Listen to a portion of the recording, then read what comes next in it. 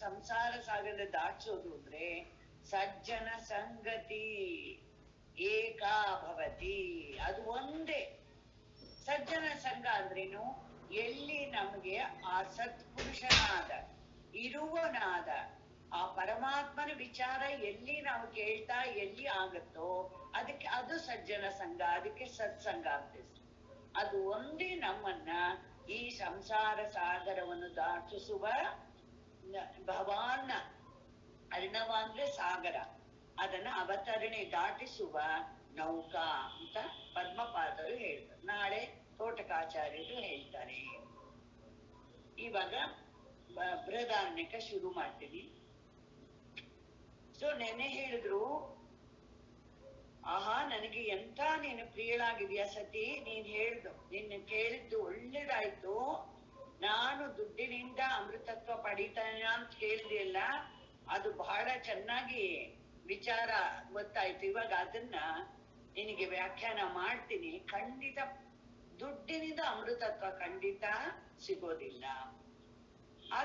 ಆದ್ರೆ ಯಾವ್ದ್ರಿಂದ ಅಮೃತತ್ವ ಸಿಗುತ್ತೋ ಅದನ್ನ ನಾನಿವಾಗ ವ್ಯಾಖ್ಯಾನ ಅಂದ್ರೆ ಎಕ್ಸ್ಪ್ಲೇನ್ ಮಾಡ್ತೀನಿ. ನೀನ್ ಅದನ್ನ ನಿಧಿಧ್ಯಾಸನ ಮಾಡು ಅಂದ್ರೆ ಏನಾಗದ್ರ ಅರ್ಥ ಅವ್ರು ಹೇಳ್ತಿದ್ದಾರೆ. ವ್ಯಾಖ್ಯಾಸ್ಯಾಮಿ ಯತತೆ ತವ ಇಷ್ಟಂ ಅಮೃತತ್ವ ಸಾಧನಂ ಆತ್ಮಜ್ಞಾನಂ ಕಥಯಿಷ್ಯಾಮಿ. ಈ ಆತ್ಮಜ್ಞಾನಕ್ಕೆ ಸಾಧನವಾದುದನ್ನ ನಾನು ನಿನಗೆ ಹೇಳ್ತೀನಿ. ವ್ಯಾಚಕ್ಷಣಾಸ್ಯ ತುಮೇ ಮಮ ವ್ಯಾಖ್ಯಾನಂ ಕುರ್ವತು ನಿಧಿಧ್ಯಾಸತ್ವ ವಾಕ್ಯಾನಿ ಅರ್ಥತೋ ನಿಶ್ಚಯೇನ ಧ್ಯಾತುಂ ಇಚ್ಛಯಿತ್ವಿ. ನಾನು ಎಕ್ಸ್ಪ್ಲೇನ್ ಮಾಡುವಾಗ ನೀನ್ ಅದನ್ನ ಏಕಾಗ್ರತೆಯಿಂದ ಕೇಳಿ ಅರ್ಥವನ್ನು ಅದಕ್ಕೆ ಸರಿಯಾಗಿ ಅರ್ಥ ಮಾಡ್ಕೊಳ್ತಾ ಹೋಗ್ಬೇಕು. ಇವಾಗ ಒಂದು ಎಕ್ಸಾಂಪಲ್ ಇದೆ. ಒಂದು ಡಿಶ್ ನಮ್ಗೆ ಮಾಡೋಕ್ ಬರಲ್ಲ, ಅವ್ರೇನ್ ಹೇಳಿದ್ರು, ನೋಡು ನಾ ಮಾಡ್ತಾ ಇದ್ದೀನಿ, ಮಾಡೋವಾಗ ನಿಂಗೆ ಎಕ್ಸ್ಪ್ಲೇನ್ ಮಾಡ್ತಾ ಇದ್ದೀನಿ, ನೀನ್ ಅದನ್ನ ಅರ್ಥ ಮಾಡ್ಕೊಳ್ತಾ ಮಾಡು, ತಿಳ್ಕೊ ಅಂತ. ಅವಾಗ ನೀವು ಗಮನಿಸ್ತಾ ಇರ್ಬೇಕು, ಎಲ್ಲೋ ತಗೊಳ್ಬಾರ್ದು ಗಮನ. ಅವಾಗ ಅವ್ರು ಹೇಳ್ತಾರೆ, ಮೊದ್ಲು ಇದನ್ನ ಕಡ್ಲೆ ಹಿಟ್ಟನ್ನ ಹುರ್ಕೊಳ್ಳಿ ಚೆನ್ನಾಗಿ ಡ್ರೈ ಆಗಿ ಅಂತಾರೆ. ಸೊ ಮೆಥಡ್ ಹೇಳ್ತಾ ಏನಾಗ್ಬೇಕು, ನಮ್ಗೆ ಅರ್ಥ ಆಗ್ಬೇಕು. ಇನ್ನು ಯಾವಾಗ ಬೆಸ್ಟ್ ಅಂದ್ರೆ ಅವರು ಮಾಡ್ತಾ ಇರುವಾಗ ನೀವು ಇನ್ನೊಂದು ಇದ್ರಲ್ಲಿ ಮಾಡ್ತಾ ಇದ್ರೆ ಬೆಸ್ಟ್, ತುಂಬಾ ಚೆನ್ನಾಗಿ. ಅದೇ ರೀತಿ ಇಲ್ಲೂ ಹೇಳ್ತಿದ್ದಾರೆ, ನೀವು ಕೇಳ್ತಾ ಶಬ್ದವನ್ನು ಕೇಳ್ತಾ ಆ ಮನನಾನು ಮಾಡ್ತಾ ಬಹಳ ಚೆನ್ನಾಗಿ ಅರ್ಥವನ್ನ ನಿಶ್ಚಯ ಮಾಡ್ಬೇಕು. ಏನು ವಿವಕ್ಷಿತ ಅಂಶ ಅದ್ರಲ್ಲಿ ಅವರು ಏನು ಹೇಳ್ತಾ ಇದ್ದಾರೆ, ಯಾವುದು ಹೇಳೋದ್ರಿಂದ ನನ್ಗೆ ಏನ್ ಗೊತ್ತಾಗ್ಬೇಕು. ಮೊದಲು ಹೇಳಿದ್ರು ಆತ್ಮನ ದ್ರಷ್ಟವ್ಯ ಅಂದ್ರು, ಆತ್ಮವ ಅರೆ ದ್ರಷ್ಟವ್ಯ. ಆಮೇಲೆ ಶ್ರೋತವ್ಯೋ ಮಂತವ್ಯೋ ನಿಧಿಧ್ಯಾಸಿತವ್ಯೋ. ಮೈತ್ರೇಯಿ ಆತ್ಮನೋ ವಾ ಅರೆ ದರ್ಶನೇನ ಶ್ರವಣೇನ ಮಧ್ಯ ವಿಜ್ಞಾನೇನ ಇದಂ ಸರ್ವಂ ವಿದಿತಂ ಅಂತ ಮಂತ್ರ ಹೇಳ್ತಾರೆ. ಅವ್ರು ಹೇಳ್ತಾರೆ, ಈ ಆತ್ಮನೇ ದ್ರಷ್ಟವ್ಯ, ಕಂಡುಕೊಳ್ಳತಕ್ಕವನು, ಗುರುತಿಸಬೇಕಾದವನು. ನಮ್ಮ ಜೀವನದ ಮುಖ್ಯ ಉದ್ದೇಶ ಆ ಪರಮಾತ್ಮನನ್ನ ಗುರುತಿಸಬೇಕು. ನಮ್ಮ ಒಳಗೆ ಮಾತ್ರ ಅಲ್ಲ, ಎಲ್ಲೆಲ್ಲೂ ಇರುವ ಪರಮಾತ್ಮನನ್ನು ನಾವು ಮೊದಲು ಗುರುತಿಸಬೇಕು. ಇವಾಗ ನಾನು ಕೇಳ್ತೀನಿ ನಿಮ್ಮನ್ನ, ಏನು ನೋಡ್ತಾ ಇದ್ದೀರಾ ಅಂತ ಕೇಳಿದೆ. ಅವಾಗ ನೀವೇನ್ ಹೇಳ್ತೀರಾ? ಯೂಶಲ್ ಆಗಿ ಎಲ್ಲಾರ ಆನ್ಸರ್ ಇರುತ್ತೆ, ಒಂದು ಡಾಟ್ ಪೆನ್ನು, ಒಂದು ಏನು ಹೈಲೈಟರ್ ಪೆನ್ನು ನಾನು ನೋಡ್ತಾ ಇದ್ದೀನಿ ಅಂತ ಹೇಳ್ತಾರೆ. ಬಟ್ ನಾವು ಯಾರು ಏನ್ ಮಾಡ್ತೀವಿ ಗಮನಿಸೋಲ್ಲ. ಇಲ್ಲಿ ಪ್ರಕಾಶವನ್ನು ನೋಡ್ತಾ ಇದ್ದೀವಿ. ಇಲ್ಲಿ ಎರಡು ಪ್ರಕಾಶ ಇದೆ. ಒಂದು ಭೌತಿಕ ಪ್ರಕಾಶ, ಅದು ಇದರದ್ದಾಗಿರ್ಬೋದು, ಸೂರ್ಯನ ಪ್ರಕಾಶ ಆಗಿರ್ಬೋದು, ಅಥವಾ ನಿಮ್ಮ ಟಾರ್ಚ್ ಲೈಟ್ ಆಗಿರ್ಬೋದು. ಈ ಎಲ್ಲ ಪ್ರಕಾಶ ಅದಂತೂ ಖಂಡಿತ ಇದ್ದೇ ಇರುತ್ತೆ. ಅದಿಲ್ಲದೆ ಯಾವ ವಸ್ತುನು ನಮಗೆ ಕಾಣಿಸೋದಿಲ್ಲ. ಎರಡನೇದು ಏನಪ್ಪಾ ಅಂತಂದ್ರೆ, ಯಾವ ಪ್ರಕಾಶ ಅಂತಂದ್ರೆ ನಿಮ್ಮ ಒಳಗಿಂದ ಬರುತ್ತಿರುವ ಪ್ರಕಾಶ, ನಿಮ್ಮ ಕಣ್ಣಿನ ಮೂಲಕ, ಎಲ್ಲ ಇಂದ್ರಿಯಗಳ ಮೂಲಕ ಬರ್ತಾ ಇರೋ ಪ್ರಕಾಶ, ಜ್ಞಾನ ಪ್ರಕಾಶ ಇದೆಯಲ್ಲ, ಚೈತನ್ಯ ಪ್ರಕಾಶ. ಅದು ಇಲ್ಲದೆ ಎಷ್ಟೇ ಪ್ರಕಾಶ ಇದೆಯೋ, ಕೋಮಾಲ್ ವ್ಯಕ್ತಿ ಮಲಗಿದಾನೆ, ಎಷ್ಟು ಸೂರ್ಯನ ಪ್ರಕಾಶ ಇದ್ರೆ ವಸ್ತುಗಳು ಕಾಣಿಸುತ್ತೆ? ಕಾಣಿಸೋದಿಲ್ಲ. ವಸ್ತು ಕಾಣಿಸಬೇಕು ಅಂತಂದ್ರೆ ನಮಗೆ ಇಲ್ಲಿಂದ ಅಂತಃಕರಣ ಮೂಲಕ, ಮನಸ್ಸಿನ ಮೂಲಕ ಆ ಆತ್ಮ ಪ್ರಕಾಶ ಹೊರಗೆ ಬಂದಾಗಲೇ ನಮಗೆ ಗೊತ್ತಾಗೋದು ಅಂತ ಹೇಳ್ತಾ ಇದ್ದಾರೆ. ಹಾಗೆ ನಾವು ಯಾವಾಗ ತಿಳ್ಕೊಳ್ತೀವೋ ಆವಾಗ ಇದರಿಂದ ನಮಗೇನಾಗತ್ತೆ? ಜ್ಞಾನ ಅಂತ ಆಗತ್ತೆ ಅಂತ ಹೇಳಿದ್ರು. ನಮಗೆ ನಾಲೆಡ್ಜ್ ಚೆನ್ನಾಗಾಗತ್ತೆ. ಅದಕ್ಕೆ ದ್ರಷ್ಟವ್ಯ, ಮೊದಲು ಅವನನ್ನ ತಿಳ್ಕೊಳ್ಳೇಬೇಕು ಅಂತ ನಿಮ್ಮ ಮನಸ್ಸಿನಲ್ಲಿ ನಿಶ್ಚಯ ಮಾಡ್ಕೊಂಡು ಮತ್ತೆ ಏನ್ ಮಾಡ್ಬೇಕು? ಅವ್ರು ಹೇಳ್ತಾರೆ ಇಲ್ಲಿ ಯಾಕೆ ಗಂಡ ಹೆಂಡತಿ ಎಲ್ಲ ಹೇಳಿದ್ರು ಅಂದ್ರೆ ಅದು ಎಲ್ಲ ಗೌಣ, ಎಲ್ಲ ಆತ್ಮನಿಗಾಗಿ, ಎಲ್ಲ ಆತ್ಮನ ಅನುಕೂಲತೆಗಾಗಿ ಎಲ್ಲನೂ ಇದೆ ಅಂತ. ಎಲ್ಲದಕ್ಕಿಂತ ಪ್ರಿಯವಾದದ್ದು ಆತ್ಮ ಅಂತ ಎಲ್ಲರ ಅನುಭವದಲ್ಲೂ ಇದ್ದೇ ಇದೆ. ಒಂದು ಪುಟ್ಟ ಕತೆ ಏನಾಯ್ತು, ನಾರಾಯಣ ಲಕ್ಷ್ಮಿ ಇಬ್ರು ಮಾತಾಡ್ತಾ ಕೂತಿದ್ರಂತೆ ವೈಕುಂಠದಲ್ಲಿ. ನಾರಾಯಣ ಹೇಳಿದಂತೆ ನನ್ನ ಭಕ್ತರು ಜಾಸ್ತಿ ಇದ್ದಾರ, ನಿನ್ನ ಭಕ್ತರು ಜಾಸ್ತಿ ಇದ್ದಾರ ಅಂತ ಇಬ್ರಿಗೂ ಚರ್ಚೆ ಆಯ್ತು. ನಾರಾಯಣ ಹೇಳಿದಂತೆ, ನಾರಾಯಣನ ಭಕ್ತರು ಅಂದ್ರೇನು? ಜ್ಞಾನ ಅಲ್ವಾ? ಜ್ಞಾನ, ಇದು ಸಿದ್ಧಿ. ಇವಳು ಅಂದ್ರೆ ಸಿದ್ಧಿಗಳಲ್ಲಿ ಜಾಸ್ತಿ ಆಸಕ್ತಿ ಇದೆಯಾ, ಐಶ್ವರ್ಯದಲ್ಲಿ ಆಸಕ್ತಿ ಜಾಸ್ತಿ ಇದೆಯಾ, ನಾಲೆಡ್ಜ್ ಅಲ್ಲಿ ಇದೆಯಾ ಅಂತ. ಸರಿ ಮಾಡೇ ಬಿಡೋಣ ಅಂತ ಇದ್ರು. ಅವಾಗ ಹೇಳಿದ್ರು, ನಾರಾಯಣ ಹೇಳ್ದ ಬಾ ಹೋಗೋಣ ಇಬ್ರು ಅಂತ. ಅವಳು ನಗ್ತಾ ಹೇಳಿದ್ಲು, ನೀವು ಇಬ್ರು ಹೋಗೋದ್ ಬೇಡ, ನೀವು ಮೊದಲು ಹೋಗಿ ನಾನು ಆಮೇಲೆ ಬರ್ತೀನಿ. ಸರಿ, ನಾರಾಯಣ ಒಂದು ವೃದ್ಧ, ಒಂದು 75-80 ವರ್ಷದ ವಯಸ್ಸಿನವನಾಗಿಟ್ಟು ಏನ್ ಮಾಡಿದಾನೆ, ಬಂದು ಒಂದು ಹಳ್ಳಿಲಿ ನಡ್ಕೊಂಡು ಬಂದ. ಎಲ್ಲ ಹಳ್ಳಿಗಳಲ್ಲೂ ಒಂದು ಅರಳಿ ಮರದ ಕಟ್ಟೆ ಇರುತ್ತೆ ಅಲ್ವಾ, ಪೀಪಲ್ ಟ್ರೀ ಇದ್ದೇ ಇರುತ್ತೆ, ನೆಗ್ರೋದ ಅಂತಾನು ಹೇಳ್ತಾರೆ. ಯಾಕೆಂದ್ರೆ ಅದು 10,000 ಪೀಪಲ್ಗೆ ಆಕ್ಸಿಜನ್ ಕೊಡುತ್ತೆ. ಅದಕ್ಕಿದ್ದು ಹಳೆ ಕಾಲದಲ್ಲಿ ಇಟ್ಟಿದ್ರು. ಆ ಕಟ್ಟೆಯಲ್ಲೇ ಅಲ್ಲೇ ಕೂತ್ಕೊಂಡು ಮಾತಾಡೋದು ನೋಡಿ, ಹೆಲ್ತ್ಗೂ ಒಳ್ಳೇದು, ಎಲ್ಲ ಪರ್ಪಸ್ಸು ಸರ್ವ್ ಆಗ್ತಿತ್ತು. ಎಷ್ಟು ಮುಖ್ಯವಾಗಿ ಮಾಡ್ತಾ ಇದ್ರು ನೋಡಿ. ಸೊ ಇಲ್ಲಿ ಕೂತ್ಕೊಂಡ ತಕ್ಷಣ ಹಳ್ಳಿನವ್ರು ಏನಾಯ್ತು, ಬಂದ್ ವಿಚಾರಿಸಿದ್ರು, ಅರೇ ಏನೋ ನೀರ್ ಬೇಕಾ, ಯಾರು ಬಂದಿದ್ದೀರಾ ಏನು ಅಂತ. ಅವಾಗ ಅವ್ರ ಹೀಗೆ ಹೇಳಿದ್ರು, ಗುರುಗಳಿತ್ತ ಅಧ್ಯಯನ ಮಾಡಿದ್ದೆಪ್ಪ, ಗುರುಗಳಿದ್ರು ನೀನು ಇದು ಒಳ್ಳೆ ಮಾತನ್ನ ಹರಡ್ಬೇಕು, ನೀನ್ ಕೇಳಿರೋದನ್ನೆಲ್ಲ ಭಗವದ್ಗೀತೆನ ಉಪನಿಷತ್ತನ್ನ ಹರಡ್ಬೇಕು ಅಂತ ಹೇಳಿದ್ರು. ಅವಾಗ ಹಳ್ಳಿನವ್ರು ಹೇಳಿದ್ರು, ಅಯ್ಯೋ ನಮ್ಗೆ ಅದೃಷ್ಟ ತುಂಬಾ ಒಳ್ಳೇದಾಯ್ತು, ಎಂತ ನಿಮ್ಮಂತವ್ರು ಬಂದ್ಬಿಟ್ಟಿದಾರ, ನಮ್ಗೆ ತುಂಬಾ ಖುಷಿ ಆಯ್ತು, ನೀವ್ ಇಲ್ಲೇ ಇರಿ ಮತ್ತೆ ಎಲ್ಲಾರು ಸೇರಿ. ಇವ್ರು ಹೇಳಿದ್ರು, ಇಲ್ಲಪ್ಪ ನನಗೆ ಎಲ್ಲಿರೋದು ಅಂದ್ರು. ಇಲ್ಲಂದ್ರೆ ನಿಮಗ್ ವ್ಯವಸ್ಥೆ ಮಾಡ್ತೀವಿ ಅಂತ ಹೇಳ್ಬಿಟ್ಟು ಒಂದು ರೂಮ್ ಅನ್ನ ತೋರಿಸಿದ್ರು, ಇಲ್ಲಿರಿ, ಎಲ್ಲಾ ಅನುಕೂಲನೂ ಇದೆ ನಿಮ್ಗೆ. ಆವಾಗ ಇಲ್ಲಿ ನಾವು ಸತ್ಸಂಗನು ಮಾಡ್ಬೋದು, ನಾವು ಬೆಳಿಗ್ಗೆ ಚೆನ್ನಾಗಿರತ್ತೆ ಮಾಡ್ಬಿಟ್ಟು ಆಮೇಲೆ ಎಲ್ಲ ಕೆಲ್ಸಕ್ಕೆ ಹೋಗೋಕೆ. ನಾರಾಯಣನಿಗೆ ಬಹಳ ಖುಷಿ ಆಯ್ತು, ಅವ್ರೆ ಪರವಾಗಿಲ್ವಲ್ಲ ಅಂತ. ಸರಿ, ಏನಾಯ್ತು ಇವಾಗ ಸತ್ಸಂಗ ಅವ್ರು ನಾರಾಯಣ ಮಾತ್ರ ಒಂದು ಮಾತು ಹೇಳ್ದ, ನನ್ನನ್ನು ಈ ರೂಮಿಂದ ನೀವ್ ಯಾವಾಗ ಹೋಗು ಅಂತೀರೋ ಅವಾಗ ನಾನು ಹೊಟ್ಟೋಗ್ಬಿಡ್ತೀನಿ, ಬೇರೆ ರೂಮ್ ಬೇರೆ ಜಾಗದಲ್ಲಿ ನನ್ನನ್ನ ಟ್ರಾನ್ಸ್ಫರ್ ಮಾಡಬಾರ್ದು. ಇಲ್ಲ ಅಯ್ಯೋ ನಿಮ್ಮನ್ನ ಯಾಕೆ ಕಳ್ಸೋದು, ಖಂಡಿತ ಇಲ್ಲ. ಸರಿ, ಇವಾಗ ಏನಾಗಿದೆ, ಫಸ್ಟ್ ಕ್ಲಾಸ್ ಆಗಿ ದಿವಸ ಸತ್ಸಂಗ ನಡೀತಾ ಇದೆ. ಎಲ್ಲರೂ ತುಂಬಾ ಚೆನ್ನಾಗಿ, ಬೇಕಾದಷ್ಟು ಮನೆಯಲ್ಲಿ ಜಗಳ, ಪ್ರಾಪರ್ಟಿಗೆ ಜಗಳ ಎಲ್ಲ ಕಮ್ಮಿ ಆಗ್ತಾ ಇದೆ. ಎಲ್ಲ ಸೌಹಾರ್ದದಿಂದ ಅಡ್ಜಸ್ಟ್ ಮಾಡ್ಕೊಂಡು ಚೆನ್ನಾಗೇ ಇದ್ಕೊಂಡಿದ್ದಾರೆ. ಒಂದಿನ ಏನಾಯ್ತು, ಸತ್ಸಂಗ ನಡೀತಿರುವಾಗ ಒಂದು ಬೊಗಳಿದ ಶಬ್ದ ಜೋರಾಗಿ ಕಂಟಿನ್ಯೂಸ್ ಆಗಿ. ನೋಡಿದ್ರೆ ಒಂದು ನಾಯಿ, ಅದಕ್ಕೆ ತುಂಬಾ ಹಸುವಾಗ್ಬಿಟ್ಟಿದೇನೋ, ಬೊಗಳ್ತಾ ಇದೆ. ಎಲ್ಲಾರು ಏನ್ ಮಾಡೋರು, ಅದನ್ನ ಓಡ್ಸ ಕಡೆ ದೂರ ಓಡ್ಸು. ಯಾರು ಒಬ್ರು ಹೇಳಿದ್ರು, ಅದಕ್ಕೆ ಹಸುವಾಗಿದ್ರೇನು, ಆಮೇಲೆ ಎಲ್ಲಾದ್ರೂ ಅಲ್ಲಿ ಹೋಗ್ತೇನೆ, ಓಡ್ಸು ಅಂತ ಓಡಿಸ್ಬಿಟ್ಟು. ಸರಿ, ಇನ್ನೊಂದ್ ದಿವ್ಸ ನಮ್ ಸತ್ಸಂಗದಲ್ಲಿ ಇದು ತೊಂದ್ರೆ ಮಾಡತ್ತೆ ಅಂತೆಲ್ಲ ನೋಡು. ಇನ್ನೊಂದ್ ಸ್ವಲ್ಪ ದಿವಸ ಆದ್ಮತ್ತೆ ಕೆಮ್ಮಿದ ಶಬ್ದ ಕೇಳಿಸ್ತು. ಎಲ್ಲರೂ ಹಿಂತಿರುಗಿ ನೋಡು. ಅಂದ್ರೆ ಒಬ್ಳು ಭಿಕ್ಷುಕಿ, ಅವಳು ತುಂಬಾ ಕೆಮ್ಮಲು ಬರ್ತಾ ಇದೆ, ಅವಳಿಗೆ ತುಂಬಾ ಹಸುವಾಗಿ ಹೀಗೆ ಸನ್ನೆಯಿಂದ ತೋರಿಸ್ತಾ ಇದ್ದಾಳೆ, ನನಗೆ ಸ್ವಲ್ಪ ನೀರ್ ಬೇಕು, ಇರ್ಬೇಕು. ಇವ್ರು ಹೇಳಿದ್ರು, ಸತ್ಸಂಗ ಇದೆ ಇವಾಗೆಲ್ಲ ದೂರ ಹೋಗು, ಆಮೇಲೆ ನೋಡೋಣ ಅಂತ ಎಲ್ಲಾರು ಅವಳನ್ನು ಕಳಿಸ್ಬಿಟ್ರು. ಕೆಮ್ತಾ ಇದ್ದಾಳೆ, ಡಿಸ್ಟರ್ಬ್ ಆಗ್ತಾ ಇದೆ. ಸರಿ, ಇನ್ನೊಂದ್ ಸ್ವಲ್ಪ ದಿವಸ ಆಯ್ತು, ತಿರುಗೋ ಕೆಮ್ಮೆ ಶಬ್ದಕ್ಕೆ ಓ ಇವಳು ತಿರುಗು ಬಂದು ಅಂತ ಹಿಂತಿರುಗಿ ನೋಡಿದ್ರು. ಆದ್ರೆ ಹಿಂತಿರುಗಿ ನೋಡಿದ್ರೆ ಇವಾಗ ಕೂತಿರೋಳೆ ಬೇರೆ. ಇವಾಗ ತುಂಬಾ ಆಭರಣ ಹಾಕೊಂಡು ಒಬ್ಳು ಚೆನ್ನಾಗಿರೋ ಲೇಡಿ ಒಬ್ಳು ಬಂದು ಕೂತಿದ್ದಾಳೆ. ಫಸ್ಟ್ ಅವಳ ವೇಷಭೂಷಣ ನೋಡಿದ ತಕ್ಷಣ ಇವ್ರಿಗೆ ತಕ್ಷಣ ಅವಳನ್ನ ಕಳಿಸಿ ಅಂತ ಹೇಳೋಕೆ ಆಗ್ಲಿಲ್ಲ. ಆವಾಗ ಒಬ್ರು ಏನ್ ಮಾಡಿದ್ರು, ಅವಳು ಸನ್ನೆ ಮಾಡಿದ್ಲು ಸ್ವಲ್ಪ ನೀರು ಅಂತ. ಇವಳು ತಕ್ಷಣ ಅವ್ರು ಏನ್ ಮಾಡಿದ್ರು, ನೀರು ಕೊಡ್ತೀನಿ ಅಂತ ಅವನ್ನ ಬರ್ತೀರಾ ಕರ್ಕೊಂಡು ಹೋಗ್ತೀನಿ ಅಂತ ಕರ್ಕೊಂಡು ಹೋಗ್. ಅವಳಿಗೆ ನೀರನ್ನ ಕೊಡಕ್ ಹೋದಾಗ ಅವಳು ಹೇಳಿದ್ಲು, ನಾನ್ ನಿಮ್ ಲೋಟಲ್ಲಿ ಕುಡಿಯಲ್ಲ ಅಂತ ತನ್ನ ಜೇಬಿಂದ ಜೇಬಂತೇನೆ ಬ್ಯಾಗಿಂದ ಒಂದು ಬೆಳ್ಳಿ ಲೋಟ ತೆಗೆದು ಇದಕ್ ಬಿಡು. ಸರಿ ಅವಳು ಕುಡಿದ್ ಮತ್ತೆ ಏನ್ ಮಾಡೋದು, ಆ ಬೆಳ್ಳಿ ಲೋಟನ ಹೀಗೆ ಬಿಸಾಕ್ಬಿಟ್ಟು ಡಸ್ಟ್ಬಿನ್ಗೆ. ಇವ್ರು ಹೇಳಿದ್ ಯಾಕಜ್ಜಿ ಅದನ್ನ ಬಿಸಾಕ್ತೀರಾ ಅಂದ. ಇಲ್ಲ ನಾವ್ ಒಂದ್ಸಲಿ ಕುಡಿದ್ ಮತ್ತೆ ನಾ ಅದನ್ನ ಯೂಸ್ ಮಾಡೋದಿಲ್ಲ ಅಂತ ಹೇಳಿ. ಅವ್ರು ಹೇಳಿದ್ರು ನಿಮ್ ಖಂಡಿತ ಬೇಡವಾ ಅದು ಅಂತ. ನಾನು ಉಪಯೋಗಿಸ್ಕೊಳ್ಳ. ಓ ಯಾರ್ ಬೇಕಾದ್ರೂ ಮಾಡ್ಕೊಳ್ಳಿ, ನನಗ್ ಬೇಡ ಅಂತ. ಸರಿ ಇದು ಹರಡು ಬಿಡ್ತು.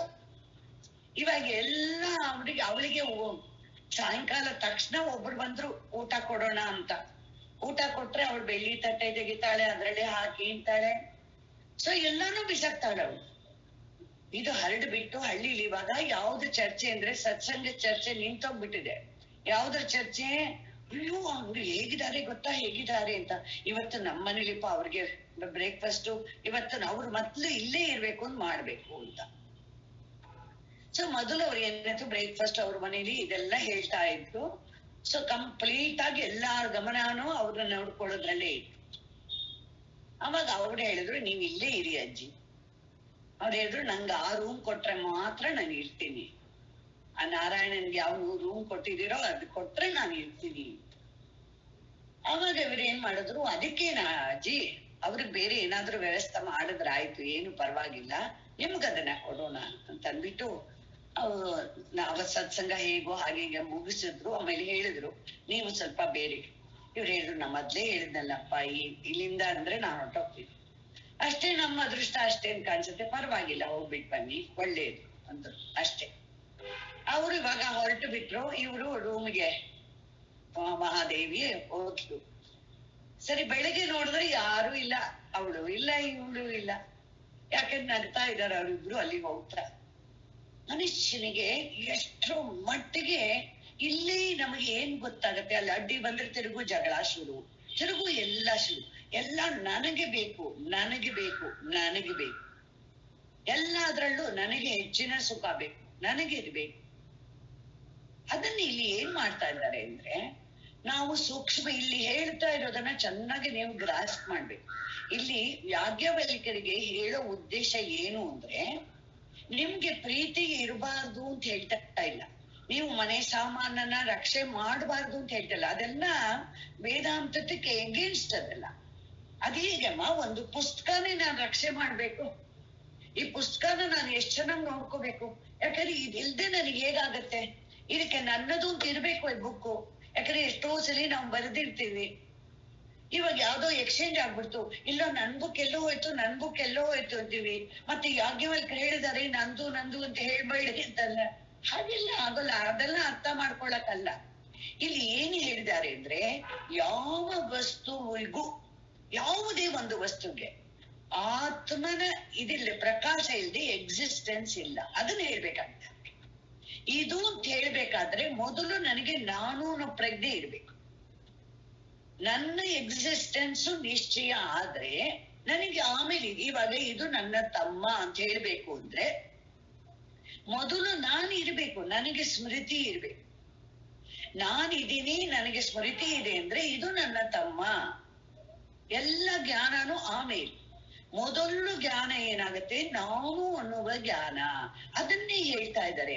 ಆ ಜ್ಞಾನದ ಮೇಲೆ ಡಿಪೆಂಡ್ ಆಗಿದೆ, ಆ ಪ್ರಜ್ಞೆಯ ಮೇಲೆ ಡಿಪೆಂಡ್ ಆಗಿದೆ, ಆ ಆತ್ಮನ ಮೇಲೆ ಡಿಪೆಂಡ್ ಆಗಿದೆ. ಅದಕ್ಕೋಸ್ಕರ ಹೇಳಿದ್ರು ಆತ್ಮನಸ್ತು ಕಾಮಾಯ ಸರ್ವಂ ಪ್ರಿಯಂ ಭವತಿ ಅಂತ. ಯಾಕಂದ್ರೆ ಇದೇ ಇದ್ರಲ್ಲಿ ವಿವಕ್ಷಿತ ಅಂಶ ಏನು ಅಂದ್ರೆ, ಆತ್ಮ ಇಲ್ಲದೆ ನಿಮಗೆ ಊಟ ಇಲ್ಲ, ಆತ್ಮ ಇಲ್ಲದೆ ನಿಮಗೆ ನೋಟ ಇಲ್ಲ, ಯಾವುದೂ ಇಲ್ಲ ನಿಮಗೆ. ಮೊದಲು ಆತ್ಮ, ಅದೇ ಮುಖ್ಯ ನಿಮ್ಮ ಜೀವನದಲ್ಲಿ ಅಂತ ಹೇಳಿದ್ರು. ಇವಾಗ 3 ಸಾಧನೆ ಏನಾಗತ್ತೆ ಅಂತ ಕೇಳ್ತಾರೆ. ಮೊದಲು ನೀವು ಆತ್ಮನನ್ನ ದ್ರಷ್ಟವ್ಯ, ದರ್ಶನಕ್ಕೆ ವಿಷಯ ಮಾಡಿಕೊಳ್ಳಿ. ದರ್ಶನಕ್ಕೆ ವಿಷಯ ಮಾಡ್ಕೊಳ್ಳೋದು ಅಂದ್ರೇನು? Topic for your analysing. ನಾವ್ ವಿಚಾರ ಮಾಡ್ತೀವಲ್ಲ, ಅಥವಾ ಡಿಬೇಟ್ ಮಾಡ್ತಾ ಇದೀವಿ ಹೇಗೆ ಏನು ಅಂತ, ಅದಕ್ಕೆ ಟಾಪಿಕ್ ಯಾವ್ದಪ್ಪ ಅಂದ್ರೆ ಸೆಲ್ಫ್, ಅಥವಾ ನಾನು ಅನ್ನೋದು, ಅಥವಾ ಚೈತನ್ಯ ಸ್ವರೂಪ ಅನ್ನೋದು, ಆತ್ಮ ಅನ್ನೋದು. ಅದೇ ಏನಾಗಿದೆ ನಮ್ಗೆ ಮುಖ್ಯವಾಗಿ ವಿಷಯ ಮಾಡ್ಕೋಬೇಕು. ಆಮೇಲೆ ಏನ್ ಮಾಡ್ಬೇಕು, ಒಂದು ಸಲಿ ಅದಕ್ಕೋಸ್ಕರ ಅನ್ನುವಾಗ, ಇವಾಗ ಅವನನ್ನ ಯಾರು ಚೆನ್ನಾಗಿ ಎಕ್ಸ್ಪ್ಲೇನ್ ಮಾಡ್ತಾರೆ? ಈ ಆತ್ಮನನ್ನ ಯಾರು? ಯೂಶಲ್ ಆಗಿ ಎಲ್ಲಾರು ಹೇಳ್ತಾರೆ. ಇವಾಗ ರಮಣ ಮಹರ್ಷಿಗಳು ಹೇಳ್ತಿದ್ರು, ನಾನ್ ಯಾರ್ ಅಂತ ವಿಚಾರ ಮಾಡಿ. ನಮ್ಗೆ ಎಲ್ಲಾರ್ಗು ಅಜ್ಞಾನಿಗಳಿಗೆ ಏನ್ ಅನ್ಸುತ್ತೆ, ನಾನ್ ಯಾರು ಅಂತ ನಮಗ್ ಗೊತ್ತಿಲ್ವಾ, ಇದೀನ್ ಇವ್ರು ಹೇಗೆ ಹೇಳ್ತಾರೆ ಅಂತ.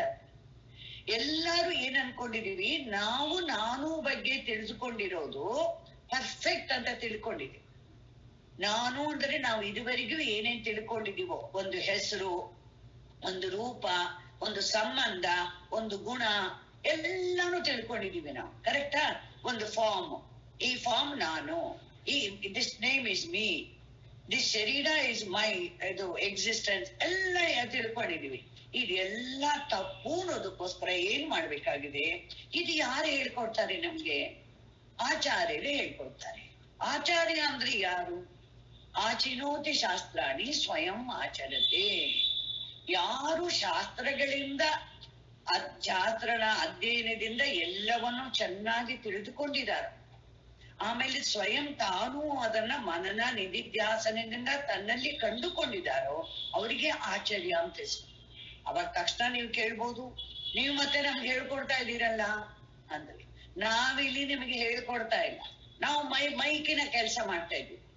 ಯಾರು ಬ್ರಹ್ಮಜ್ಞಾನಿಗಳು ಅವರು ಹೇಳ್ಕೊಟ್ಟಿರೋದನ್ನ ನಾನ್ ನಿಮಗೆ ತಲುಪಿಸ್ತಾ ಇದ್ದೀನಿ, ಅದೇ ನನ್ನ ಕೆಲಸ. ನಿಮಗೆ ಇದನ್ನ ತಲುಪಿಸೋವಾಗ ನನಗೇನ್ ಅಡ್ವಾಂಟೇಜ್ ಆಯ್ತು ಅಂದ್ರೆ, ನಾನು ಒಬ್ಬಳು ಶಿಷ್ಯಾಗಿ ಹೇಳ್ತಾ ಇದ್ದೀನಿ, ನೀವು ಶಿಷ್ಯರಾಗಿ ಕೇಳ್ತಾ ಇದ್ದಾರೆ, ಅಷ್ಟೇ ವ್ಯತ್ಯಾಸ. ಎಲ್ಲರೂ ಶಿಷ್ಯರೇ. ಇವಾಗ ನನಗೂ ಯಾರ್ದು ಉಪದೇಶ ನಡೀತಿದೆ ನಾನು ನಿಮ್ಗೆ ಹೇಳ್ತಾ ಇರುವಾಗ ಅಂದ್ರೆ, ಆ ಬ್ರಹ್ಮಜ್ಞಾನಿಗಳಾದ ಶಂಕರಾಚಾರ್ಯರ ಎಕ್ಸ್ಪ್ಲನೇಷನ್ ಉಪದೇಶ ನಡೀತಿದೆ ನಮ್ಗೆ. ಆದ್ರಿಂದ ಏನಾಯ್ತು, ಧೈರ್ಯವಾಗಿ ನಾವು ಹೇಳ್ಬೋದು. ಯಾಕೆಂದ್ರೆ ಅದನ್ನೇ ತಾನೆ ಅವರು ಹೇಳಿದ್ರು ಅಂತ ನಾನು ಹೇಳ್ಬೇಕಷ್ಟೆ. ಹಾಗೆ ಇವರು ಆಚಾರ್ಯರಿಂದ. ಆಮೇಲೆ ಆಗಮ. ಆಗಮ ಅಂದ್ರೆ ಏನು? ಯಾವಾಗ ಒಂದು ಉದಾಹರಣೆಯನ್ನು ಕೊಟ್ಟು ಹೇಳ್ತಾರೆ ಅರ್ಥ ಆಗೋಕೆ. ಉದಾಹರಣೆ ಕೊಡದೆ ಹೇಳಿದ್ರೆ ಅದಕ್ಕೆ ಆಗಮ ಅಂತ ಅರ್ಥ. ಯಾಕೆಂದ್ರೆ ಆತ್ಮನಿಗೆ ಕಂಪೇರ್ ಮಾಡೋಕೆ ಇನ್ನೊಂದು ಆತ್ಮನಂತೂ ಇಲ್ಲ, ಖಂಡಿತ ಇಲ್ಲ. ಆದ್ರೂನು ಉದಾಹರಣೆ ಕೊಡ್ಬೇಕು. ಎಷ್ಟು ಕಷ್ಟ ನೋಡಿ, ಇದು ಬಹಳ ಕಷ್ಟ. ಆತ್ಮ ಅಂತ ಪಕ್ಕದಲ್ಲಿ ನಿಲ್ಸೋಕೆ ಇನ್ನೊಂದು ಆತ್ಮನಂತೂ ಇಲ್ಲ ನಿಮ್ಗೆ ಕಂಪೇರ್ ಮಾಡೋಕೆ. ಆದ್ರೂ ದೃಷ್ಟಾಂತಗಳ ಕೊಡ್ಬೇಕು. ಅವಾಗ ಏನ್ ಮಾಡಿದ್ರು, ಮುಂಡಕ ಉಪನಿಷತ್ತಲ್ಲಿ ಒಂದು ಒಳ್ಳೆ ಮಂತ್ರ ಬರುತ್ತೆ. ಯಥೋರ್ಣನಾಭಿ ಸೃಜತೆ ಗೃಹ್ಣತೆ ಚ ಯಥಾ ಪೃಥಿವ್ಯಾಂ ಔಷಧಯ ಸಂಭವಂತಿ ಯಥಾ ಪುರುಷ ಸತಃ ಪುರುಷ ಯಥಾ ಸತಃ ಪುರುಷ ಕೇಶ ಲೋಮಾನಿ ತಥಾ ಅಕ್ಷರಾತ್ ಸಂಭವತೀಗ ವಿಶ್ವಂ. 3 ಉದಾಹರಣೆ. ಯಾಕೆ 3 ಉದಾಹರಣೆ ಕೊಡ್ಬೇಕು? ಒಂದೊಂದೇ ವಿವಕ್ಷಿತಾಂಶ ಅದರಲ್ಲಿ ತಗೋಬೇಕು. ಮೊದಲು ಹೇಳಿದ್ರು ಯಾವುದರಿಂದ ಹೇಗೆ ಬರುತ್ತೆ ಅಂತ ಹೇಳಿದ್ರು. ಒಂದು ಹೇಳಿದ್ರು ಪೃಥ್ವಿಯಿಂದ ಎಲ್ಲಾನು ಬರುತ್ತೆ ಅಂತ. ಕರೆಕ್ಟಾ? ಪೃಥ್ವಿಯಿಂದ ಬರುತ್ತೆ ಅಂದ್ರೆ ಏನ್ ಅರ್ಥ? ಪೃಥ್ವಿಗೆ ಪಕ್ಷಪಾತ ಇಲ್ಲ, ಅದು ಲಾ ಮಾಡಿದಾನೆ. ನೀನು ಬೀಜ ಹೇಗ್ ಹಾಕಿದೀಯೋ ಅದಕ್ಕೆ ಅನುಸಾರವಾಗಿ ಬರುತ್ತೆ. ಹೇಗೆ ಇವಾಗ ಶಬ್ದಗಳಿಗೆ A to Z ಇದೆ ನಮ್ಗೆ ಇಂಗ್ಲಿಷ್ ಅಲ್ಲಿ ಲೆಟರ್ಸ್. ಯಾವ ಲೆಟರು ಯಾರಿಗೆ ಇಷ್ಟ ಇಲ್ಲ ಅಂತ ಏನಾದ್ರು ಇದೆಯಾ? ಇಲ್ಲ. ಯಾಕಂದ್ರೆ ನಮಗೆ ಎಲ್ಲ ಸೇರಿ ಏನಾಗಬೇಕು, ವರ್ಡ್ ಆಗ್ಬೇಕಾದ್ರೆ ಆ ವರ್ಡ್ ಮಾಡದ್ ಮತ್ತೆ ತಾನೇ ನಿನ್ನ ಮಾತು ಇಷ್ಟ ಆಗತ್ತೆ, ಇಷ್ಟ ಆಗೋಲ್ಲ. ಅದ ಅರ್ಥ ಬಂದ್ರೆ ತಾನೆ, ಅದುವರೆಗೂ ಏನೋ. ಅದೇ ರೀತಿ ಊರ್ಣನಾಭಿ ಅಂತ ಹೇಳುವಾಗ ಮಾತ್ರ ಏನ್ ಮಾಡ್ಬಿಟ್ರು, ಪರಮಾತ್ಮ ಇನ್ನೊಂದು ಮೆಟೀರಿಯಲ್ ಬೇರೇನು ಬಳಸಿಲ್ಲ ಅಷ್ಟೇ ಹೇಳ್ಬೇಕಾಗ. ಮೆಟೀರಿಯಲ್ ಬೇರೆ ಆಗ್ಬಿಟ್ರೆ ಏನಾಯ್ತು, ಇವಾಗ ಕುಂಬಾರ ಮಡಿಕೆ ಮಾಡ್ತಾನ, ತನ್ನಿಂದಲೇ ಮಡಿಕೆ ಮಾಡ್ತಾನ, ಮಣ್ಣಿನಿಂದ ಮಡಿಕೆ ಮಾಡ್ತಾನ? ಮಣ್ಣಿನಿಂದ ಮಡಿಕೆ ಮಾಡ್ತಾನೆ. ಸೊ ಮಣ್ಣು ಏನಾಯ್ತು? ಮೆಟೀರಿಯಲ್ ಆಯ್ತು. ಕುಂಬಾರ ಇಸ್ ನಾಟ್ ದ ಮೆಟೀರಿಯಲ್ ದೃಷ್ಟಾಂತದಲ್ಲಿ. ಆದ್ರೆ ದೇವರು ಒಂದು ಒಳ್ಳೆ ಕೃಪೆ ಮಾಡಿಬಿಟ್ಟಿದ್ದಾರೆ. ಏನ್ ಮಾಡಿದ್ದಾರೆ ಅಂದ್ರೆ, ಒಂದು ಹುಡುನ ಸೃಷ್ಟಿ ಮಾಡಿದ್ದಾರೆ. ನಾಳೆ ಅವನಿಗೆ ಗೊತ್ತು, ಉಪದೇಶನೂ ಮಾಡ್ಬೇಕು ಮನುಷ್ಯರಿಗೆ. ಯಾವಾಗ ಯಾವ್ದಾದ್ರು ಒಂದ್ ಸಿಗ್ಬೇಕಲ್ಲ. ಅದೇ ಜೇಡ ಸಿಗುತ್ತೆ, ಅದೇನ್ ಮಾಡುತ್ತೆ? ತನ್ನಿಂದಲೇ ತಾನೇ ತೆಗೆದು, ತುಂಬಾ ಅನಲೈಸ್ ಮಾಡಿದ್ರೆ ಅಲ್ಲೂ ಸಿಕ್ಕಾಕೊಳ್ತೀವಿ. ಅಷ್ಟಿಷ್ಟೇ ತಗೊಳ್ಬೇಕು.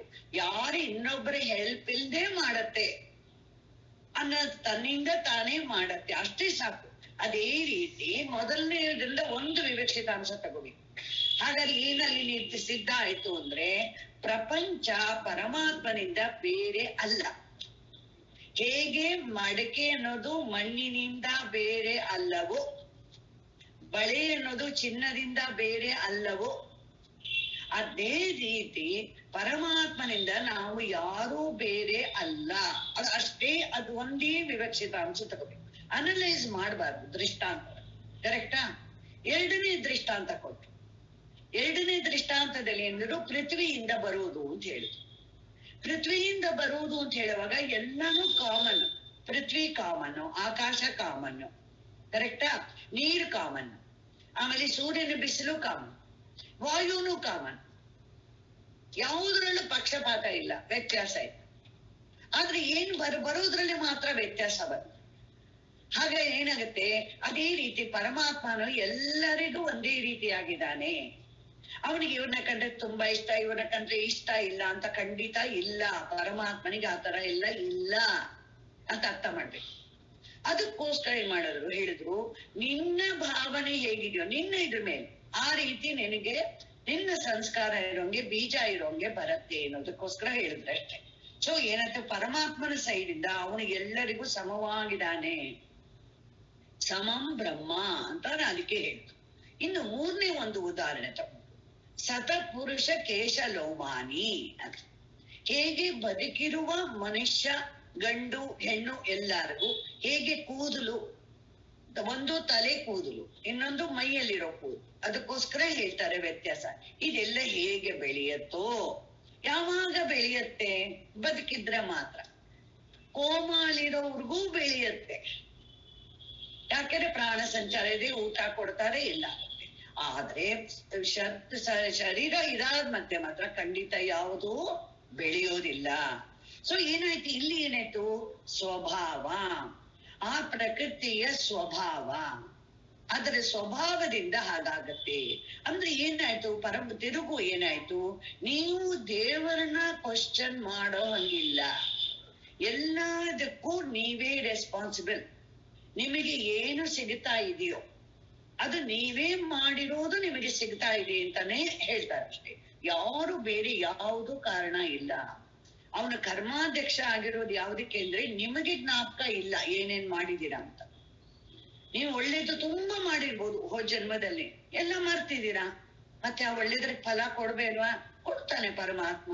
ಅದಕ್ಕೋಸ್ಕರ ನಿಮಗೆ ಜ್ಞಾಪಕ ಶಕ್ತಿ ಇಲ್ಲದಿರೋದ್ರಿಂದ ಪರಮಾತ್ಮ ಕರ್ಮಾಧ್ಯಕ್ಷ ಆಗಿದ್ದಾನೆ ವಿನ ಖಂಡಿತ ಇಲ್ಲದಿದ್ರೆ ಪರಮಾತ್ಮನಿಗೆ ಏನೂ ಇದಿಲ್ಲ. ಇಂಥ ಪರಮಾತ್ಮನನ್ನ ನೀವು ದರ್ಶನಕ್ಕೆ ವಿಷಯ ಮಾಡಿಕೊಳ್ಳಬೇಕು. ಯಾರು ಯಾರು ಯಾರು ಯಾಕೆ ನನ್ಗೆ ನನ್ನ ಶಾರದಾ ಬಹಳ ಡಿಸ್ಟರ್ಬೆನ್ಸ್, ಈಕೋ ಆಗ್ತಾ ಇದೆ ಆಂಟಿ. ಇವಾಗ ಮಾಡಿದೀನ ಆಂಟಿ? ಇವಾಗ ಸರಿಯಾಗಿದ್ಯಾ? ಕ್ಲಿಯರ್ ಅದೇ ಎಷ್ಟು ನನಗಂತೂ ಆಗದೆ ಹೇಳಕ್ಕೆ ಆಗ್ಲಿಲ್ಲ ಒಂದ್ ಸೆಕೆಂಡ್ ಅಲ್ಲಿ. ಸರಿ, ಇವಾಗ ದರ್ಶನಕ್ಕೆ ವಿಷಯ ಮಾಡ್ಕೋಬೇಕು ಅಂದ್ರೆ ಎಂಥ ಪರಮಾತ್ಮನನ್ನ ಮಾಡ್ಕೋಬೇಕು? ಯಾರಲ್ಲಿ ರಾಗದ್ವೇಷ ಇಲ್ವೋ, ಯಾರಿಲ್ದೆ ನಾವು ಒಂದು ಸೆಕೆಂಡು ಇರೋಕ್ಕಾಗೋದಿಲ್ವೋ, ಎಲ್ಲಾರು ಯಾವ್ದ್ರ ಮೇಲೆ ಡಿಪೆಂಡ್ ಆಗಿದ್ದಾರೆ ಅಂದ್ರೆ ಆತ್ಮ ಚೈತನ್ಯದ ಮೇಲೆ. ಅವನನ್ನ ವಿಷಯವಾಗಿ ಮಾಡ್ಕೊಳ್ಳಿ, ಆಬ್ಜೆಕ್ಟ್ ಅಂತ ಮಾಡ್ಕೊಳ್ಳಿ, ಅದು ಸಬ್ಜೆಕ್ಟ್ ಹಾಗೆ ಮಾಡ್ಕೊಬೇಕು. ಆಮೇಲೆ ಏನ್ ಮಾಡ್ಬೇಕು? ಅವನ ಬಗ್ಗೆ ಕೇಳೋಕೆ ಶ್ರೋತ್ರಿಯ ಬ್ರಹ್ಮನಿಷ್ಠ ಆಚಾರ್ಯರ ಹತ್ರನೇ ಹೋಗ್ಬೇಕು. ಶ್ರೋತ್ರಿಯ ಅಂತ ಹೇಳಿದಾಗ ಏನಾಗಿರ್ಬೇಕು, ತುಂಬಾ ಮುಖ್ಯ ಅಲ್ಲಿ ಅವರ ಆಚಾರ ವ್ಯವಹಾರ ಹೇಗಿದೆ ಅಂತ ಇರ್ಬೇಕು. ತುಂಬಾ ಎಲ್ಲನೂ ಮುಖ್ಯ. ಯುಕ್ತಾಹಾರ ವಿಹಾರಸ್ಯ ಯುಕ್ತ ಚೇಷ್ಟಸ್ಯ ಕರ್ಮಸು ಯುಕ್ತ ಸ್ವಪ್ನಾವಬೋಧಸ್ಯ ಯೋಗೋ ಭವತಿ ದುಃಖಾನ್. ಈ ಯಾರಿಗೆ ಈ ಆಚಾರ್ಯ ಇದೆಯೋ, ಜೊತೆಯಲ್ಲಿ ವಿಪ್ರರು ಆಗಿದಾರೋ, ಶಾಸ್ತ್ರದ ಸಂಪೂರ್ಣ ಜ್ಞಾನ ಇದೆಯೋ, ಆಮೇಲೆ ಅದನ್ನ ಹೇಳ್ಕೊಡೋ ಕೆಪಾಸಿಟಿನೂ ಇರ್ಬೇಕು. ನಮಗೆ ಅರ್ಥ ಆಗೋಂಗೆ ಹೇಳ್ಕೊಡು. ಒಂದು ಹೇಳ್ತಾರೆ ನೋಡಿ, ನಮಗೂ ಗೊತ್ತಿರ್ಲಿಲ್ಲ ಈ ವಿಷಯ. ಒಬ್ಬ ಇದ್ನಂತೆ ಸಿಕ್ಕಾಪಟ್ಟೆ ಬುದ್ಧಿವಂತ, ಆದ್ರೆ ಅವನು ಹೇಳಿದ್ರೆ ಯಾರಿಗೂ ಏನೂ ಅರ್ಥ ಆಗ್ತಾ ಇರ್ಲಿಲ್ಲ. ಆವಾಗ ಗುರುಪತ್ನಿ ಹೇಳಿದ್ಲಂತೆ, ನೀವ್ ಇಷ್ಟೊಂದು ಇವನಿಗೆ ಹೇಳ್ಕೊಟ್ಟಿದ್ದೀರಾ, ಬಟ್ ಇವನಿಗೆ ಹೇಳಿದ್ರೆ ಯಾರಿಗೂ ಅರ್ಥನೇ ಆಗೋಲ್ವಲ್ಲ. ಆವಾಗ ಅವ್ರು ಹೇಳಿದ್ರಂತೆ, ದಿವಸ ಅವನಿಗೆ ಮಜ್ಜಿಗೆ, ಹುಳಿ ಮಜ್ಜಿಗೆ ಕೊಡು ಅಂತ, ಸವರ್ ಕರ್ಡ್ಸ್ ಕೊಡು ಅಂತ ಕೊಟ್ಟು. ಮತ್ತೆ ಏನಾಯ್ತು, ಅವನು ಹೇಳೋದು ಅರ್ಥ ಆಗು ಅಂದ್ರೆ ಸ್ವಲ್ಪ ಬುದ್ಧಿ ಕಮ್ಮಿ ಆಗತ್ತೆ ಅಂತ.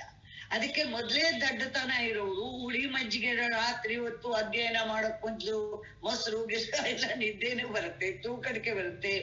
ಕ್ಲಾಸಿಗೆ ಮುಂಚೆ ಮಾತ್ರ ಖಂಡಿತ ಅದೆಲ್ಲ ತಗೋ. ಹುಳಿ ಮಜ್ಜಿಗೆ ಅದಕ್ಕೋಸ್ಕರ ಸ್ವಲ್ಪ ಜನಕ್ಕೆ ತುಂಬಾ ಇಷ್ಟನೂ ಇರುತ್ತೆ ಹುಳಿ ಮಜ್ಜಿಗೆ ಇದ್ರೆ. ಆದ್ರೆ ಅವ್ರು ಅದನ್ನೇ ಹೇಳ್ತಾರೆ, ನಾನು ನಿಮ್ಗೆ ಹೇಳಿದೀನಿ ಅಷ್ಟೇ. ಹಾಗೆ ಏನಾಗುತ್ತೆ, ಒಂದು ನಾವು ತಿಳ್ಕೊಳ್ಳುವಾಗ, ಶ್ರವಣ ಮಾಡುವಾಗ ಯಾರ ಹತ್ರ ಶ್ರವಣ ಮಾಡ್ತೀವಿ ಅನ್ನೋದು ತುಂಬಾ ಮುಖ್ಯ. ಅಲ್ಲಿ ಒಂದು ಗುಟ್ಟು ಹೇಳ್ತಾರೆ. ಏನು ಗುಟ್ಟು ಹೇಳ್ತಾರೆ ಅಂದ್ರೆ, ನಿಮ್ಮ ಅನುಭವದಲ್ಲಿ ಇರೋದನ್ನ ತೋರಿಸಿ ಹೇಳಿದ್ರೆ ಮಾತ್ರ ಆವಾಗ ನಿಮ್ಗೇನಾಗತ್ತೆ, ಚೆನ್ನಾಗಿ ಅರ್ಥ ಆಗತ್ತೆ. ನಿಮ್ಮ ಅನುಭವದಲ್ಲಿ ಯಾವುದು ನಿಮ್ಮ ಅನುಭವ? ಎಚ್ಚರಾವಸ್ಥೆ ನಿಮ್ಮ ಅನುಭವ, ಸ್ವಪ್ನಾವಸ್ಥೆ ನಿಮ್ಮ ಅನುಭವ, ಸುಷುಪ್ತಿನೂ ನಿಮ್ಮ ಅನುಭವ. ಯಾವ ಗುರು ಅದನ್ನ ಆಧಾರವಾಗಿ ಇಟ್ಟುಕೊಂಡು ಶಾಸ್ತ್ರದ ವಚನವನ್ನು ನಿಮಗೆ ಹೇಳ್ತಾನೋ, ಆವಾಗ ಮಾತ್ರ ಅವನು ಶ್ರೋತ್ರಿಯ ಅಂತ ಆಗುತ್ತೆ. ಬೇರೆ ಯಾರ್ದೋ ಅನುಭವವನ್ನು ಇಟ್ಕೊಂಡು ನಿಮ್ಗೆ ಹೇಳಿದ್ರೆ ನಿಮ್ಗೆ ಹೇಗೆ ಅರ್ಥ ಆಗತ್ತೆ? ಹೀಗಂತೆ, ಸ್ವರ್ಗದಲ್ಲಿ ಹೀಗಿದೆಯಂತೆ, ನರಕದಲ್ಲಿ ಹೀಗಿದೆಯಂತೆ, ಅಂತೆ ಕಂತೆ ಅಂತ ಹೇಳಿದ್ರೆ ಆಗೋದಿಲ್ಲ. ಇಲ್ಲಿ ಏನೇ ಇದ್ರು ನಿಮ್ಮ ಮೂರು, ಅದಕ್ಕೆ ತುಂಬಾ ಮುಖ್ಯ ಇಲ್ಲಿ ಜಾಗೃತ, ಸ್ವಪ್ನ, ಸುಷುಪ್ತಿ. ಇದು ನಿಮಗೆ ಯಾವ ಉಪನಿಷತ್ ಕೇಳಿದ್ರು ಇದು ಮೂರು ಬಂದೇ ಬರುತ್ತೆ. ಇದನ್ನ ಮೂರನ್ನ ಬಿಟ್ಟು ನಿಮಗೆ ಯಾವ ಉಪದೇಶನೂ ಹೇಳೋಕೆ ಸಾಧ್ಯ ಇಲ್ಲ. ಆದ್ರಿಂದ ಹೇಳ್ತಾನೆ, ಇಲ್ಲಿ ಆಚಾರ್ಯರಿಂದ ಕೇಳಿ ತಿಳ್ಕೋಬೇಕು, ಆವಾಗಲೇ ಪರಮಾತ್ಮ ಯಾರು ಅಂತ ನಮ್ಗೆ ಅರ್ಥ. ಆಮೇಲೆ ಏನ್ ಮಾಡ್ಬೇಕು, ಒಂದು ಸಲಿ ಶ್ರವಣ ಮಾಡದ್ಮತ್ತೆ ನೀವು ನಿಮ್ಮ ಬುದ್ಧಿಯನ್ನ ಉಪಯೋಗಿಸ್ಬೇಕು, ಹೋಮ್ವರ್ಕ್ ಮಾಡ್ಬೇಕು. ಹೋಮ್ವರ್ಕ್ ಇಲ್ದಿದ್ರೆ ಹೇಗೆ ಅಲ್ವಾ? ಇವಾಗ ಒಂದು ರೀತಿಯ ಗ್ರಾಮರ್ಲು ಹೇಗೆ, ಒಂದು ರಾಮ ಶಬ್ದ ಕೊಟ್ರು, ಹೇಗೆ ಬರುತ್ತೆ ವಿಭಕ್ತಿಗಳು ಅಂತ. ಆಮೇಲೆ ಏನ್ ಮಾಡೋರು, ಅದೇ ರೀತಿ ಇಷ್ಟು ಇದಿದೆ ಅಂದ್ರೆ ಮನೇಲಿ ಹೋಗಿ ಬರಿಬೇಕು, ಅದನ್ನ ತಿಳ್ಕೋಬೇಕು ಚೆನ್ನಾಗಿ. ಅದೇ ರೀತಿ ಇಲ್ಲೂ ಏನ್ ಮಾಡ್ಬೇಕು, ಹೀಗಿದ್ರೆ ಹೇಗೆ, ಓ ಹೀಗಿಲ್ದಿದ್ರೆ ಏನು ಅಂತಂದ್ರೆ ತಿರುಗು ಗುರು ಹತ್ರ ಕೇಳ್ಬೋದು. ನಿಮಗೆ ಡೌಟ್ ಬಂದ್ರೆ, ಎಲ್ಲದಕ್ಕಿಂತ ನಮಗೆ ತೈತ್ರಿಯ ಉಪನಿಷತ್ತಲ್ಲಿ ಭೃಗು ಮಾಡ್ತಾನಂತರ. ಅವ್ರು ಏನ್ ಮಾಡ್ತಾನೆ, ಗುರು ಏನ್ ಮಾಡ್ತಾನೆ, ಆಚಾರ್ಯ ಶ್ರೋತ್ರಿಯ ಯಾರು, ವರುಣ. ವರುಣ ದೇವತೆನೇ ಶ್ರೋತ್ರಿಯ ಬ್ರಹ್ಮನಿಷ್ಠ. ಇವಾಗ ಗುರು ಇವನಿಗೆ ಭೃಗುಗೆ ಉಪದೇಶ ಮಾಡ್ತಾ ಇದ್ದ. ಅವನಿಗೆ ಕೇಳ್ದ, ನನ್ಗೆ ಬ್ರಹ್ಮನ ಉಪದೇಶ ಮಾಡಿ. ಅವಾಗ ಹೇಗ್ ಮಾಡೋರು, ಯಥೋವಾ ಇಮಾನಿ ಭೂತಾನಿ ಜಾಯಂತೆ ಏನ ಜಾತಾನಿ ಜೀವಂತಿ ಯದ್ ಪ್ರಯಂತ ಅಭಿಸಂವಿಶಂತಿ ತದ್ ಬ್ರಹ್ಮ ತದ್ ವಿಜಿಜ್ಞಾಸಸ್ವ. ಲಕ್ಷಣ ಹೇಳಿದ್ರು, ನೀನ್ ತಿಳ್ಕೊ, ನೀ ಕಂಡಿಡಿ. ಹೇಗೆ ಆಂಜನೇಯನಿಗೆ ಮೂಲಿಕೆಯ ಲಕ್ಷಣ ಹೇಳಿದ್ರು, ಮೂಲಿಕೆ ಹೇಗಿದೆ ಅಂತ, ಅದನ್ನ ತಗೊಂಡ್ ಬಾ ಅಂತ. ಇವಾಗ ಆಂಜನೇಯ ಅಲ್ಲಿಗೆ ಹೋದ, ಸಂಜೀವಿನಿ ಪರ್ವತಕ್ಕೆ ಅದ್ರಂದು ಹೋದ್ರೆ ಏನಾಗೋಯ್ತು, ಮೂಲಿಕೆ ಎಲ್ಲ ಮುಚ್ಚಿಟ್ಕೊಂಡು. ಇವನಿಗೆ ಏನಾಯ್ತು, ಆಂಗ್ಸೈಟಿ, ಶೀಘ್ರವಾಗಿ ತಗೊಂಡೋಗ್ಬೇಕು. ಯಾಕಂದ್ರೆ ಲಕ್ಷ್ಮಣ ಇದಾಗ್ಬಿಟ್ಟಿದ್ದಾನೆ, ಬೇಗ ಹೋಗ್ಬೇಕು, ಟೈಮ್ ಇಲ್ಲ ಇವಾಗ. ಅವನಿಗೆ ಎಷ್ಟು ಕೆಪಾಸಿಟಿ ಇದೆ ಅಂದ್ರೆ ಅವನ್ ಏನ್ ಮಾಡ್ದ, ಸಂಜೀವಿನಿ ಪರ್ವತವನ್ನೇ ತಗೊಂಡ. ಅಲ್ಲಿ ಆಂಜನೇಯನಿಗೆ ಅದು ಕೆಪಾಸಿಟಿ. ನಮಗಿವಾಗ ಲಕ್ಷಣ ಹೇಳದ್ ಮತ್ತೆ ಏನ್ ಮಾಡ್ಬೇಕು, ವಿಚಾರ ಮಾಡ್ಬೇಕು ತಪಸ್ಸಿನಿಂದ. ಭೃಗು ವಿಚಾರ ಮಾಡ್ದ, ವಿಚಾರ ಮಾಡಿದ್ರೆ ಏನಾಯ್ತು, ಅವನು ಯುಕ್ತಿನೂ ಬಳಸ್ದ ಬಹಳ ಚೆನ್ನಾಗಿ. ಹೌದಲ್ವಾ, ಎಲ್ಲಾನು ಅನ್ನದಿಂದೇ ಅಲ್ವಾ ಹುಟ್ಟೋದು. ಯಾವುದೇ ಮಗು ಹುಟ್ಟಬೇಕು ಅಂದ್ರೆ ತಾಯಿ ಅನ್ನ ಊಟ ಅಂದ್ರೆ ಅನ್ನ ಅಂದ್ರೆ ಬರೀ ಅನ್ನ ರೈಸ್ ಅಂತ ತಗೋಬಾರ್ದು, ಆಹಾರ ಅಂತ ತಗೋಬೇಕು. ಆಹಾರ ತಗೊಂಡಿದ್ರಿಂದ ತಾನೇ ಆಮೇಲೆ ಅವಳು ಮಗು ಅಂತ ಹುಟ್ಟಕ್ಕಾಗೋದು. ಸೊ ಕರೆಕ್ಟ್ ಆಗಿ ಮಗು ಅನ್ನದಿಂದ ಹುಟ್ಟತ್ತೆ, ಶರೀರಗಳು ಅನ್ನದಿಂದ ಹುಟ್ಟತ್ತೆ ಅಂತ ಅವನಿಗೆ ತುಂಬಾ ನಿಶ್ಚಯ ಆಯ್ತು. ಹೋಗಿ ಹೇಳ್ದ. ಅವ್ರು ಏನ್ ಮಾಡಿದ್ರು, ಇದು ನೀ ತಿಳ್ಕೊಂಡಿರೋದು, ನೀ ಮಾಡಿರೋದು ತಪ್ಪು, ಉಪಯೋಗ ಇಲ್ಲ ಅಂತ ಹೇಳಿಲ್ಲ. ಅವ್ರು ಹೇಳಿದ್ರು ಬಹಳ ಚೆನ್ನಾಗಿದೆ ವಿಚಾರ. ನೋಡು, ಅನ್ನ ಇಷ್ಟು ಮುಖ್ಯವಾದ ಆದ್ರಿಂದ ಅನ್ನಂ ನ ನಿಂದ್ಯ ಅಂದ್ರು. ಆಮೇಲೆ ಅನ್ನವನ್ನ ತಿರಸ್ಕಾರ ಮಾಡಬೇಡಿ, ತಳ್ಳಿಬಿಡುದು ಕೋಪದಿಂದ. ಏನಾದ್ರೂ ಕೊಟ್ರೆ ಇದೆಲ್ಲ ನಿಷಿದ್ಧ, ಮಾಡಲೇಬಾರದು ವ್ರತ. ಆ ಅನ್ನಕ್ಕೆ ನಾವು ರೆಸ್ಪೆಕ್ಟ್ ತೋರಿಸ್ಬೇಕು. ಎಷ್ಟು ಬೇಕೋ ಅಷ್ಟು, ಹೋಟೆಲ್ಗೆ ಹೋದ್ರುನು ಅಷ್ಟೇ, ಎಷ್ಟು ಬೇಕೋ ಅಷ್ಟು ಆರ್ಡರ್ ಮಾಡಿ ತಿನ್ಬೇಕು. ಇದ್ರೆ ಮಿಕ್ಕ ತಿನ್ನೋರ್ಗಾದ್ರೂ ಕೊಡ್ಬೇಕು. ತುಂಬಾ ಊಟದ ಬಗ್ಗೆ ಒಂದು ವ್ರತ ತಗೋಬೇಕು. ಯಾವುದನ್ನು ಹಾಳು ಮಾಡಬಾರ್ದು. ಹಾಳು ಮಾಡಿ ಅಡಿಗೆ ಮಾಡೋವಾಗ್ಲೇ ಎಲ್ಲ ಸೀಸೋದು, ಯಾರು ತಿನ್ನೋಕ್ಕಾಗಲ್ಲ. ಹಾಗೆಲ್ಲ ಆದಷ್ಟು ಮಾಡ್ಬಾರ್ದು, ಯಾಕಂದ್ರೆ ಕೇರ್ಲೆಸ್ನೆಸ್ ಅಲ್ಲ. ಅನ್ನವನ್ನ ಹಾಳು ಮಾಡಬಾರ್ದು ಅಂತ ಹೇಳಿ, ಹಾಗೆ ಅವನು ತಿರುಗು ಲಕ್ಷಣ ಹೇಳ್ಬಿಟ್ಟು ತಿರುಗು ರಿಪೀಟ್ ವಿಚಾರ ಮಾಡು. ಹಾಗೆ ಗುರುವಿನ ಮೆಥಡ್ ಹೇಳ್ಕೊಡು. ಇವನು ವಿಚಾರ ಮಾಡು ಮಾತ್ರ ಇವನೇ ಶಿಷ್ಯನೇ ಮಾಡ್ಬೇಕು. ಅದಕ್ಕೆ ಮನನ ಅಂತ ಹೇಳಿ. ಮನನ ಆದ ಮತ್ತೆ ಏನ್ ಮಾಡ್ಬೇಕು, ಏಕಾಗ್ರತೆಯಿಂದ ಅದನ್ನೇ ವಿಚಾರ ಮಾಡಿದ್ರೆ ಅವನಿಗೆ ಮನಸ್ಸಿನಲ್ಲಿ ಒಂದು ನಿಶ್ಚಯ ಆಗತ್ತೆ. ಓ, ಇದು ಹೀಗೆ. ಇವಾಗ ಒಂದು ಫಾರ್ ಎಕ್ಸಾಂಪಲ್ ಕರ್ಮ, ಅದರ ಫಲ ನೋಡ್ಕೊಳ್ಳಿ. ಏನು ಹೇಗೆ ಫಲ ಸಿಗತ್ತೆ, ಒಬ್ಬೊಬ್ಬರಿಗೆ ಒಂದೊಂದ್ ತರ ಫಲ ಸಿಗತ್ತಲ್ಲ ಅಲ್ವಾ. ಒಂದೇ ಮನೆಯಲ್ಲಿ ಹುಟ್ಟಿರೋ ಹೆಣ್ಮಕ್ಳು ಇರ್ಬೋದು, ಅವರು ಬೇರೆ ಬೇರೆ ಮನೆ ಮದುವೆ ಆಗಿ ಬೇರೆ ಹೋದ್ರೆ ಬೇರೆ ಬೇರೆ ಅವರ ಭೋಗಗಳಿರುತ್ತೆ. ಯಾಕೆ, ಏನ್ ಕಾರಣ ಎಲ್ಲ ವಿಚಾರಬೇಕು.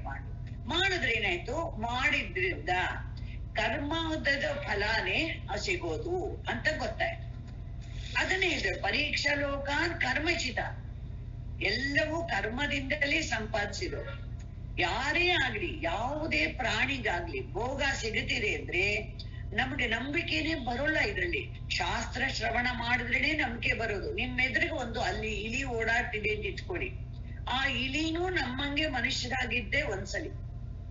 ಆವಾಗ ಮಾಡಿದ್ದ ಕರ್ಮದ್ದೇ ಇನ್ನೂ ಒಂದು 74 ಲಕ್ಷ ಪ್ರಾಣಿಗಳ ಹುಟ್ಟುತ್ತಾ ಇದ್ರು ಅನುಭವಿಸ್ಬೋದು. ಅಷ್ಟೊಂದು ಮಾಡಿರ್ತೀವಿ ನಾವು, ಏನ್ ಕಮ್ಮಿ ಆಗೋದು. ಆದ್ರೆ ಫಲ ಎಲ್ಲಾ ಜನ್ಮದಲ್ಲೂ ಸಿಗತ್ತೆ. ಆದ್ರೆ ಹೊಸದಾಗಿ ಮಾಡೋದಕ್ಕೆ ಮಾತ್ರ ಅದಗಳಿಗೆ ಯೋಗ್ಯತೆ ಇಲ್ಲ, ಮನುಷ್ಯನಿಗೆ ಮಾತ್ರ ಇದೆ. ಆದ್ರಿಂದ ಇಲ್ಲಿ ಏನ್ ಮಾಡ್ತಾರೆ, ಹೀಗೆ ನೀವು ಒಂದು ಕರ್ಮವನ್ನು ನಿಶ್ಚಯ ಮಾಡ್ಬೇಕು. ಓಹೋ, ಇದು ಕರ್ಮ ಅನಿತ್ಯ. ಇದಕ್ಕೆ ನನ್ಗೆ ಜನಕಪುರಿಜಿ ನಮ್ಗೆ ಸರಸ್ವತಿ ಉಪನಿಷತ್ ಹೇಳ್ಕೊಡುವಾಗ ಒಂದು ಒಳ್ಳೆ ಮಾತು ಹೇಳ್ಕೊಟ್ರು. ನಮ್ಗೆ ಇದು ಬಹಳ ಮುಖ್ಯ ಇದೆ.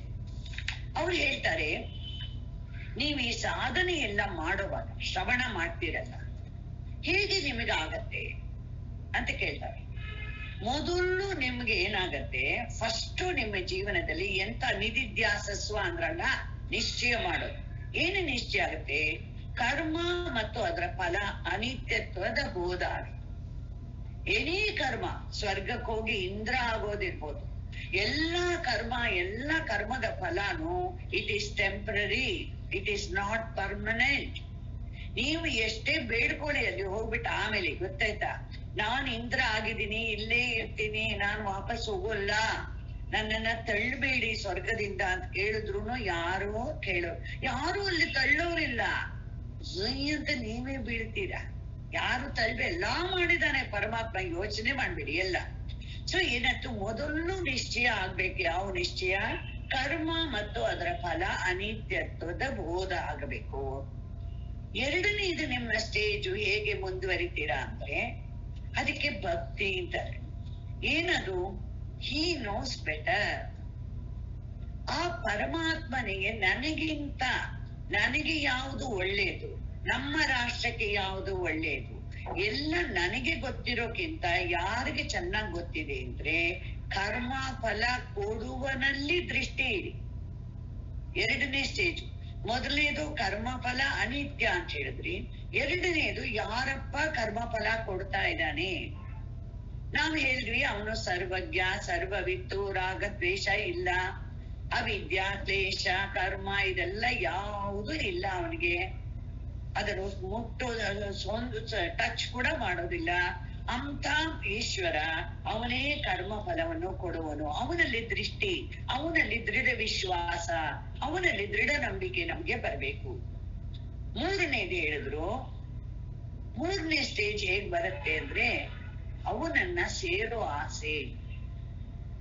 ಯಾವಾಗ ಹೇಳಿದ್ರು ಅವನನ್ನ ಬಿಟ್ಟು ಒಂದು ಚೂರು ಇಲ್ಲ, ಏನೂ ಇಲ್ಲ ಅಂತ, ಅವನನ್ನ ಸೇರೋ ಆಸೆ ಬರ್ಬೇಕು ನಮ್ಮಲ್ಲಿ.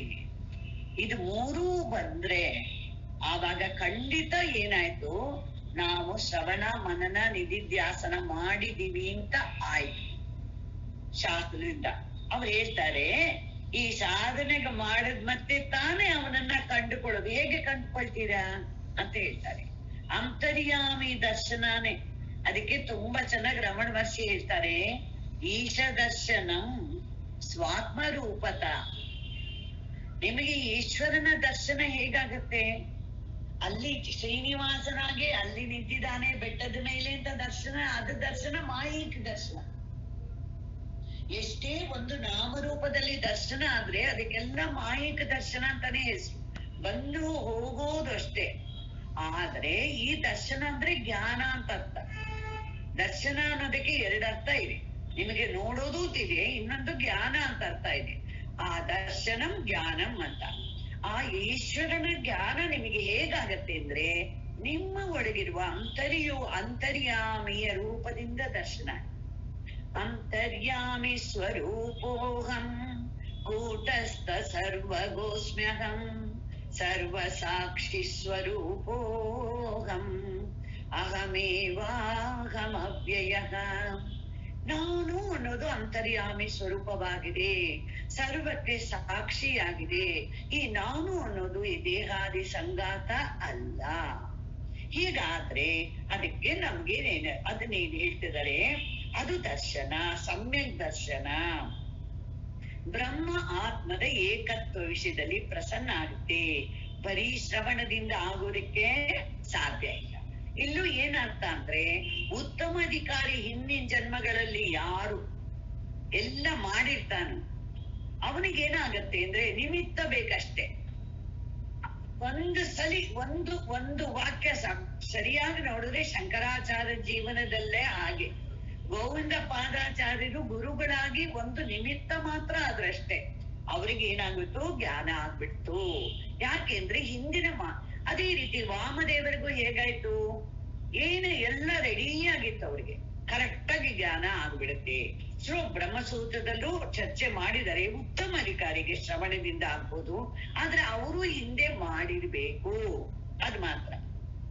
ಸೊ ಇವಾಗ ಏನಾಗಿದೆ, ನಾವು ಆತ್ಮನಲ್ಲಿ ತಪ್ಪು ತಿಳುವಳಿಕೆಯಿಂದ ಶರೀರವನ್ನು ಮೊದಲು ಆತ್ಮ ಅಂತ ಮಾಡೋದ್ರಿಂದ ಬ್ರಾಹ್ಮಣ, ಕ್ಷತ್ರಿಯ, ವೈಶ್ಯ, ಶೂದ್ರ ಅವನು ಎಲ್ಲ ಹಾಗೆ ನೋಡಿದ್ರೆ ಈ ಜಾತಿ ಎಲ್ಲ ಬಂದಿರೋದು ಯಾಕೆ ಅಂದ್ರೆ ಅವರವರ ಗುಣ ಅವರವರು ಮಾಡ್ತಿರೋ ಕರ್ಮದಿಂದ. ಅದೆಲ್ಲ ಏನಾಗ್ಬಿಡುತ್ತೆ ಅಂದ್ರೆ ಇವಾಗ ಅದು ಸತ್ಯವಾಗಿ ಮಾಡ್ಕೊಂಡು ಅದರಲ್ಲಿ ಸತ್ಯತ್ವ ಬುದ್ಧಿ ಇಟ್ಕೊಂಡಿರೋದ್ರಿಂದ ಏನಾಗ್ಬಿಡುತ್ತೆ, ಅದರಲ್ಲೇ ಮನುಷ್ಯ ಸಿಕ್ಕಾಕೊಂಡ್ಬಿಡ್ತಾನೆ. ತುಂಬಾ ಗರ್ವ ಅಥವಾ ಇನ್ನೊಬ್ಬರ ನೋಡಿದ್ರೆ ಕೀಳು ರೀತಿಯಿಂದ ನೋಡೋದು, ಅಥವಾ ಅವರನ್ನ ಹೇಗೆ ಹಾಳು ಮಾಡೋದು, ಇವನ್ ಯಾಕೆ ಹೀಗಿದ್ದಾನೆ ನಮ್ಮಂಗ್ ಯಾಕೆ ಇಲ್ಲ ಅಂತಂದ್ಬಿಟ್ಟು ನಮ್ಮ ಹಂಗೆ ಇವನನ್ನು ಮಾಡ್ಬಿಡ್ಬೇಕು ಅಂತ ಮಾಡೋದು. ಇದೆಲ್ಲ ಯಾಕೆ ಬರುತ್ತೆ ಅಂದ್ರೆ ಒಬ್ಬರಿಗೊಬ್ಬರು ಇಗ್ನೋರೆನ್ಸ್ ಇರೋದ್ರಿಂದ. ಅದಕ್ಕೆ ಹೇಳ್ತಾರೆ ಮೈತ್ರಿ, ಇದೆಲ್ಲ ಹೋಗ್ಬೇಕು ಅಂದ್ರೆ ನಮ್ಮಿಂದ ಆ ಆತ್ಮನನ್ನು ಮೊದಲು ಕಂಡುಕೊಳ್ಳಬೇಕು, ದ್ರಷ್ಟವ್ಯ. ಆಮೇಲೆ ಅವನ ಬಗ್ಗೆ ಕೇಳಬೇಕು. ಆಮೇಲೆ ನೀವು ವಿಚಾರ ಮಾಡಿ ತರ್ಕದಿಂದ ಅದ್ ಮನನ ಮಾಡ್ಬೇಕು. ಆಮೇಲೆ ನಿಜ ಚೆನ್ನಾಗಿ ಅರಿತುಕೊಳ್ಳಬೇಕು. ಆವಾಗ ಏನಾಗತ್ತೆ, ಆ ದರ್ಶನ ಜ್ಞಾನ ಅನ್ನೋದು ಆಗತ್ತೆ. ಸೊ ಇವಾಗ ಒಂದು ಹೆಡ್ಡಿಂಗು ಕೊಡ್ತಾರೆ ಸಚ್ಚಿದಾನಂದ ಸರಸ್ವತಿಗಳು, ದ್ವೈತವೆಲ್ಲವೂ ಆತ್ಮನಲ್ಲಿಯೇ ಅಧ್ಯಾರೋಪಿತ. ಇರುವುದು ಒಂದೇ ಆಗಿರುವಾಗ ಹೇಗೆ ಅದನ್ನ ಹೇಳೋದು. ಅದಕ್ಕೆ ನಾನು ಈ ರೀಸೆಂಟ್ ಆಗಿ ಒಂದು ಎಕ್ಸಾಂಪಲ್ ಕೊಟ್ಟೆ. ಬೋರ್ಡ್ ಮೇಲೆ ಒಂದೇ ಒಂದು ಲೈನ್ ಬರ್ದಿದ್ದಾರೆ. ಆ ಒಂದು ಲೈನ್ ಅನ್ನ ಏನಾಗಿದೆ, ಒಂದು ಲೈನ್ ಅನ್ನ ಚಿಕ್ಕದು ಮಾಡ್ಬೇಕು, ಅಳಿಸ್ಬಾರ್ದು, ಅದನ್ನ ಮುಟ್ಟಬಾರ್ದು ಅಂದ್ರೆ ಏನ್ ಮಾಡ್ಬೇಕು, ಪಕ್ಕದಲ್ಲಿ ಇನ್ನೊಂದು ಲೈನ್ ಅನ್ನ ಬರಿಬೇಕು. ಆವಾಗ್ಲೇ ಅದು ಚಿಕ್ಕದಾಗತ್ತೆ. ಅದನ್ನ ದೊಡ್ಡದ್ ಮಾಡ್ಬೇಕು ಅಂದ್ರೆ ಚಿಕ್ಕ ಲೈನ್ ಬರೀರಿ ಅಷ್ಟೇ ವಿನ ದಟ್ ಇಸ್ ಕಾಲ್ಡ್ ಅಧ್ಯಾರೋಪ. ಅದೇ ರೀತಿ ಇಲ್ಲೂ ಏನ್ ಮಾಡ್ಬೇಕು, ಈ ಆತ್ಮನನ್ನ ತಿಳ್ಕೋಬೇಕು ಅಂದ್ರೆ ದೊಡ್ಡದು ಮಾಡೋದು ಹೇಗೆ ಅಂದ್ರೆ ಒಂದು ಸಮಷ್ಟಿಯನ್ನ ತರಬೇಕು. ಇಲ್ಲಿ ನಿಮ್ಮೊಳಗಿರೋವನ್ನ ಚಿಕ್ಕದನ್ನ ಮಾಡ್ಬೇಕು. ಅಂಗುಷ್ಟ ಮಾತ್ರ ಪುರುಷೋ ಅಂತರಾತ್ಮ ಸದಾ ಜನಾನಾಂ ಹೃದಯೇ ಸನ್ನಿವಿಷ್ಟ ಅಂತ ಹೇಳಿದ್ರು. ಅವನನ್ನ ಅಷ್ಟು ಚಿಕ್ಕವನಾಗಿ ಹೇಳಿದಾಗ ಏನ್ ಮಾಡ್ಬೇಕು, ಅವನನ್ನ ಚಿಕ್ಕವನಾಗಿ ಮಾಡಿದಾಗ ನೀವು ಸಮಷ್ಟಿ ದೊಡ್ಡವನನ್ನ ತರಬೇಕು. ಯಾಕೆ ಅಂದ್ರೆ ಅದಕ್ಕೆ ಏನ್ ಮಾಡಿದ್ರು, ಸೂರ್ಯನನ್ನ ತಂದಿದ್ರು. ಅವಾಗ ಹೇಳ್ತಾರೆ, ಎಷ್ಟು ಭೂಮಿನ ಸೂರ್ಯನಲ್ಲೇ ಅಂಟಿಸ್ಬೋದು, ಲಕ್ಷಾಂತರ ಇದನ್ನ ಅಂಟಿಸ್ಬೋದಂತೆ. ಅಷ್ಟು ದೊಡ್ಡದಾಗಿದ್ದಾನೆ ನೋಡಿ, ಅಷ್ಟು ವ್ಯಾಪಕನಾಗಿದ್ದಾನೆ, ಅಷ್ಟು ಪ್ರಕಾಶ ಸ್ವರೂಪನಾಗಿದ್ದಾನೆ ಸೂರ್ಯ ನಾರಾಯಣ ಅಂತ ಹೇಳ್ಬಿಟ್ಟು. ನಮಃ ಸವಿತ್ರೇ ಜಗದೇಕ ಚಕ್ಷುಷೇ ಜಗತ್ ಪ್ರಸೂತಿ ಸ್ಥಿತಿ ನಾಶ ಹೇತವೆ ತ್ರಯೀಮಯಾಯ ತ್ರಿಗುಣಾತ್ಮದಾರಿಣಿ ವಿರಿಂಚಿ ನಾರಾಯಣ ಶಂಕರಾತ್ಮನೇ. ನಮಃ ಸವಿತ್ರೇ, ಎಲ್ಲರನ್ನೂ ಹುಟ್ಟಿಸೋನು. ಜಗದೇಕ ಚಕ್ಷುಷೇ, ಪ್ರಪಂಚಕ್ಕೆಲ್ಲ ಒಂದು ಕಣ್ಣಾಗಿದ್ದಾನ ಅವನು. ಆ ಪ್ರಕಾಶ ಇದ್ರೆ ತಾನೇ, ಕಣ್ಣಿದ್ರೆ ನಮಗ್ ಕಾಣಿಸೋದು. ಜಗದೇಕ ಶಕ್ತಿ, ಜಗತ್ ಪ್ರಸೂತಿ ಸ್ಥಿತಿ ನಾಶ ಹೇತವೆ. ಪ್ರಸೂತಿ ಅಂದ್ರೆ ಹುಟ್ಟೋದು, ಸ್ಥಿತಿ ಅಂದ್ರೆ ಇರುವುದು, ನಾಶ ಅಂದ್ರೆ ಲಯ ಆಗೋದು, ವಾಪಸ್ ಸೇರೋದು ಅವನಲ್ಲಿ. ಸ್ಥಿತಿನಾಶ ಹೇತವೆ ಕಾರಣವಾಗಿರೋದ್ರಿಂದ ಜಗತ್ ಪ್ರಸೂತಿ ಸ್ಥಿತಿನಾಶ ಹೇತವೆ ತ್ರಯೀಮಯಾಯ ತ್ರಿಗುಣಾತ್ಮಧಾರಿಣಿ, ಮೂರು ರೂಪದಿಂದ ಈ ಕೆಲಸ ಮಾಡ್ತಾನೆ. ಬ್ರಹ್ಮನಾಗಿ ಪ್ರಸೂತಿ ಹುಟ್ಟಿಸ್ತಾನೆ, ಆಮೇಲೆ ವಿಷ್ಣುವಾಗಿ ಸ್ಥಿತಿ ಮಾಡ್ತಾನೆ, ಆಮೇಲೆ ಈಶ್ವರನಾಗಿ ಅಥವಾ ರುದ್ರನಾಗಿ ಶಿವನಾಗಿ ಏನ್ ಮಾಡ್ತಾನೆ, ಲಯ ಮಾಡ್ತಾನೆ. ಇದು ಮೂರೂ ಆಗೋದ್ರಿಂದ ಅಂತ ವಿರಿಂಚಿ ಅಂದ್ರೆ ಬ್ರಹ್ಮನ ಹೆಸರು, ನಾರಾಯಣ ಶಂಕರ ಆತ್ಮನೇ.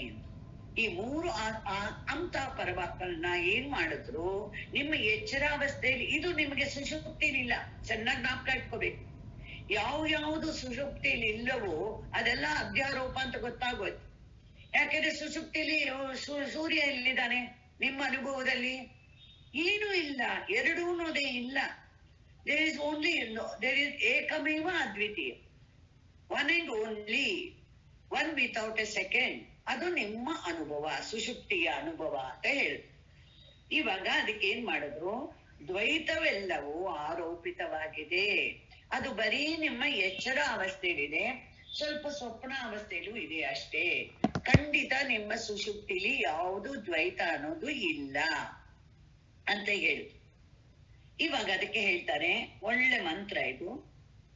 ಓಂ ಬ್ರಹ್ಮತಂ ಪರಾಧಾತ್, ಓಂ ಬ್ರಹ್ಮತಂ ಪರಾಧಾತ್ ಯೋ ಅನ್ಯತ್ರ ಆತ್ಮನೋ ಬ್ರಹ್ಮವೇದ, ಯೋ ಅನ್ಯತ್ರ ಆತ್ಮನೋ ಬ್ರಹ್ಮವೇದ ಕ್ಷತ್ರಂ ತಂ ಪರಾತ್ತಾತ್, ಯೋ ಅನ್ಯತ್ರ ಆತ್ಮನಃ ಕ್ಷತ್ರಂ ವೇದ ಲೋಕಾಃ ತಂ ಪರಾದುಃ, ಯೋ ಅನ್ಯತ್ರ ಆತ್ಮನೋ ಲೋಕಾನ್ ವೇದ ದೇವಾನ್ ಪರಾದುಃ, ಯೋ ಅನ್ಯತ್ರ ಆತ್ಮನೋ ದೇವಾನ್ ವೇದ ಭೂತಾನಿ ತಂ ಪರಾದುಃ, ಯೋ ಅನ್ಯತ್ರ ಆತ್ಮನೋ ಭೂತಾನಿ ವೇದ ಸರ್ವಂ ತಂ ಪರಾದಾತ್, ಯೋ ಅನ್ಯತ್ರ ಆತ್ಮನಃ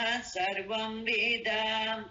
ಇದಂ ಬ್ರಹ್ಮ ಇದಂ ಕ್ಷತ್ರ ಇಮೇ ಲೋಕಾಃ ಇಮೇ ದೇವಾಃ ಇಮಾನಿ ಭೂತಾನಿ ಇದಗುಂ ಸರ್ವಂ ಯದಯಮಾತ್ಮ. ಇದು ಮರಣ್ಯ ಮಾತ್ರ.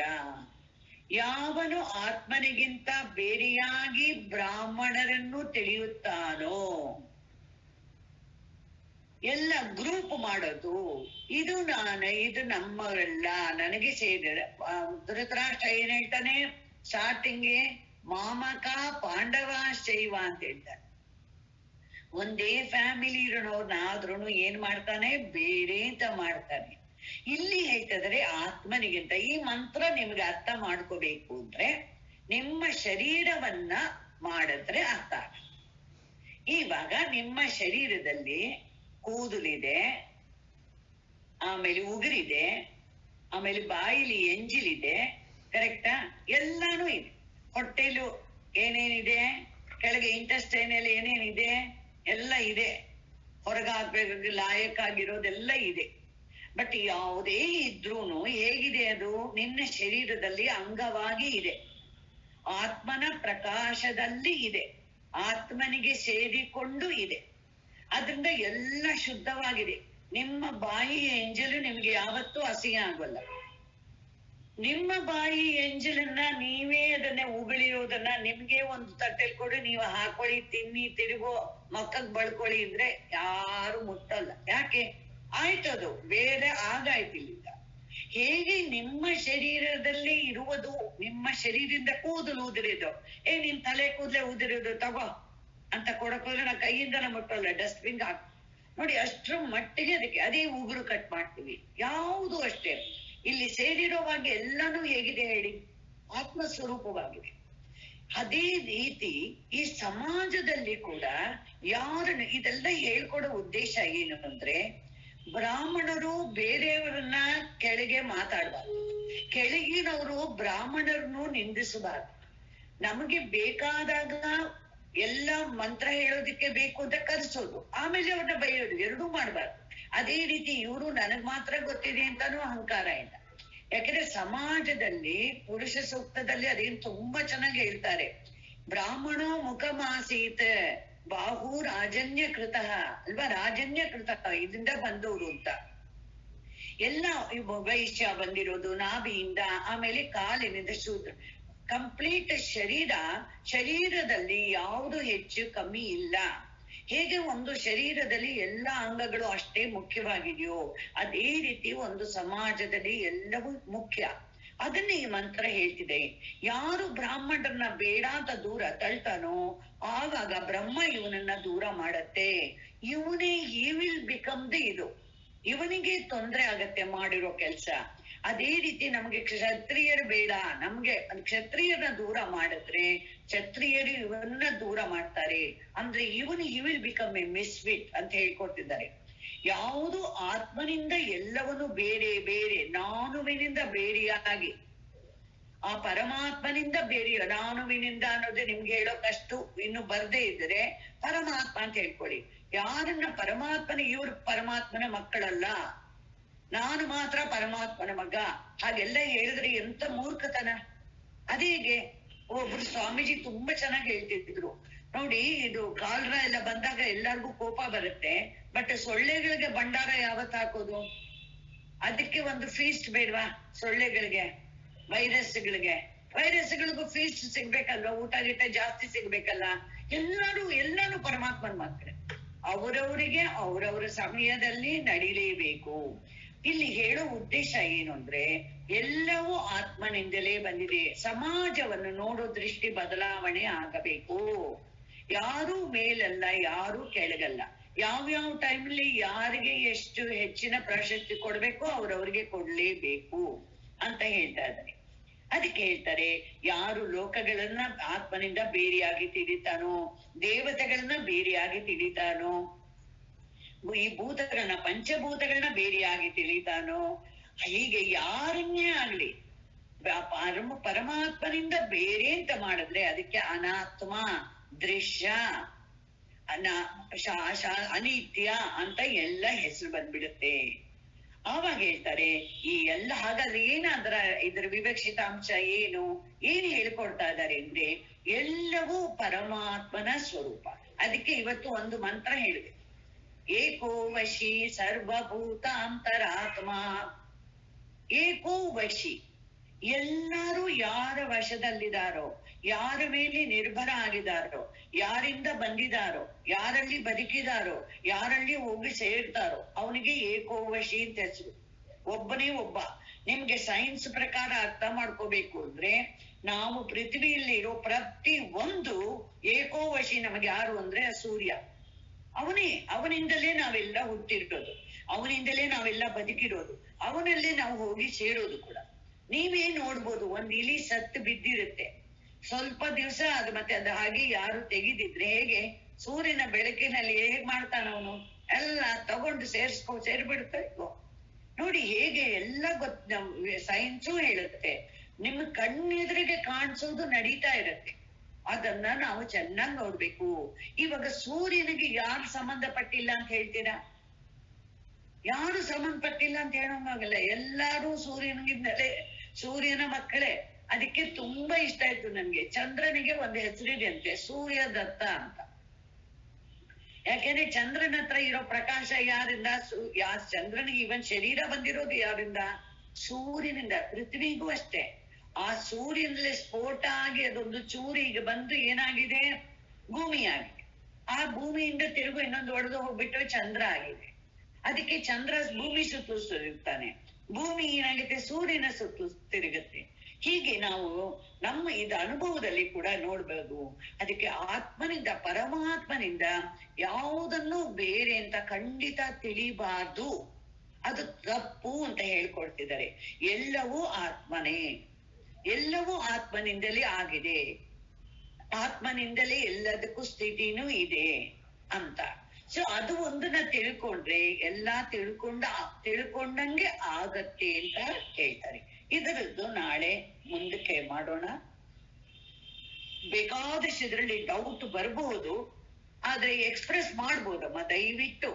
ಯಾಕೆಂದ್ರೆ ನೀವು ಇದಕ್ಕೆ ಉದಾಹರಣೆನೂ ಇಟ್ಕೋಬೇಕು, ಹೇಗೆ ತಿಳ್ಕೊಂಡ್ರೆ ನಮ್ಗೆ ಅರ್ಥ ಆಗತ್ತೆ ಅನ್ನೋದನ್ನ ನಾವು ಮಾಡ್ಬೇಕು ಅಷ್ಟೇ. ಇಲ್ಲಿ ಮುಖ್ಯವಾಗಿ ಅವ್ರು ಹೇಳಿರೋದು, ಆತ್ಮನಿಂದ ಬೇರೆ ಯಾವುದಕ್ಕೂ ಒಂದು ಎಕ್ಸಿಸ್ಟೆನ್ಸ್.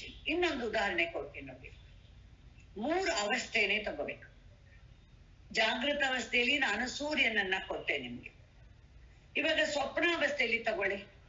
ಸ್ವಪ್ನಾವಸ್ಥೆಯಲ್ಲಿ ಸ್ವಪ್ನ ಪ್ರಪಂಚ ಎಲ್ಲದಕ್ಕೂ ಯಾರ ಆತ್ಮ?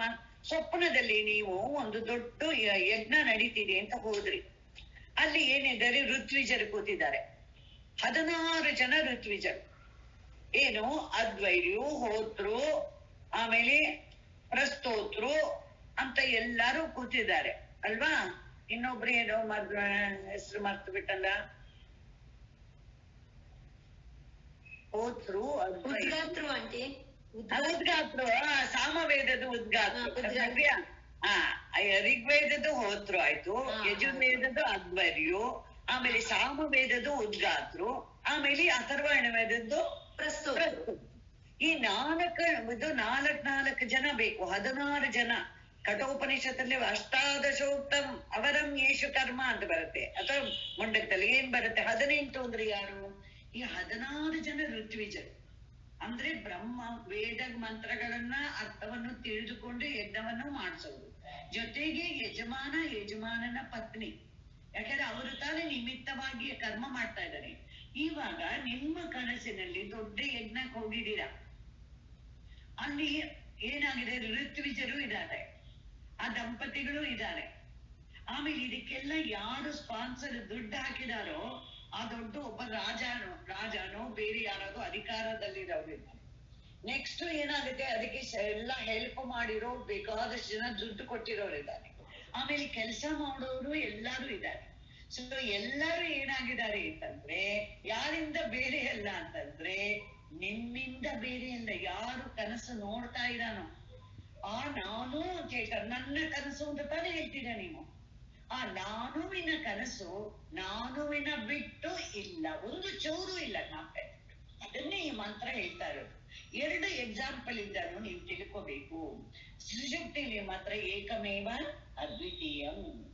ಸ್ವಸ್ತಿ ಪ್ರಜಾಭ್ಯಾಂ ಪರಿಪಾಲಯಂತಾಂ ನ್ಯಾಯೇನ ಮಾರ್ಗೇಣ ಮಹೀಮಹೀಷಾಂ ಗೋಬ್ರಾಹ್ಮಣೇಭ್ಯಃ ಶುಭಮಸ್ತು ನಿತ್ಯಂ. ಲೋಕಾ ಸಮಸ್ತಾ ಸುಖಿನೋ ಭವಂತು, ಲೋಕಾ ಸಮಸ್ತಾ ಸುಖಿನೋ ಭವಂತು. काले वर्षतु पर्जन्यः पृथिवी सस्यशालिनी देशोऽयं शोभरहितो ब्राह्मणाः सन्तु निर्भयाः। ॐ शान्ति शान्ति शान्तिः।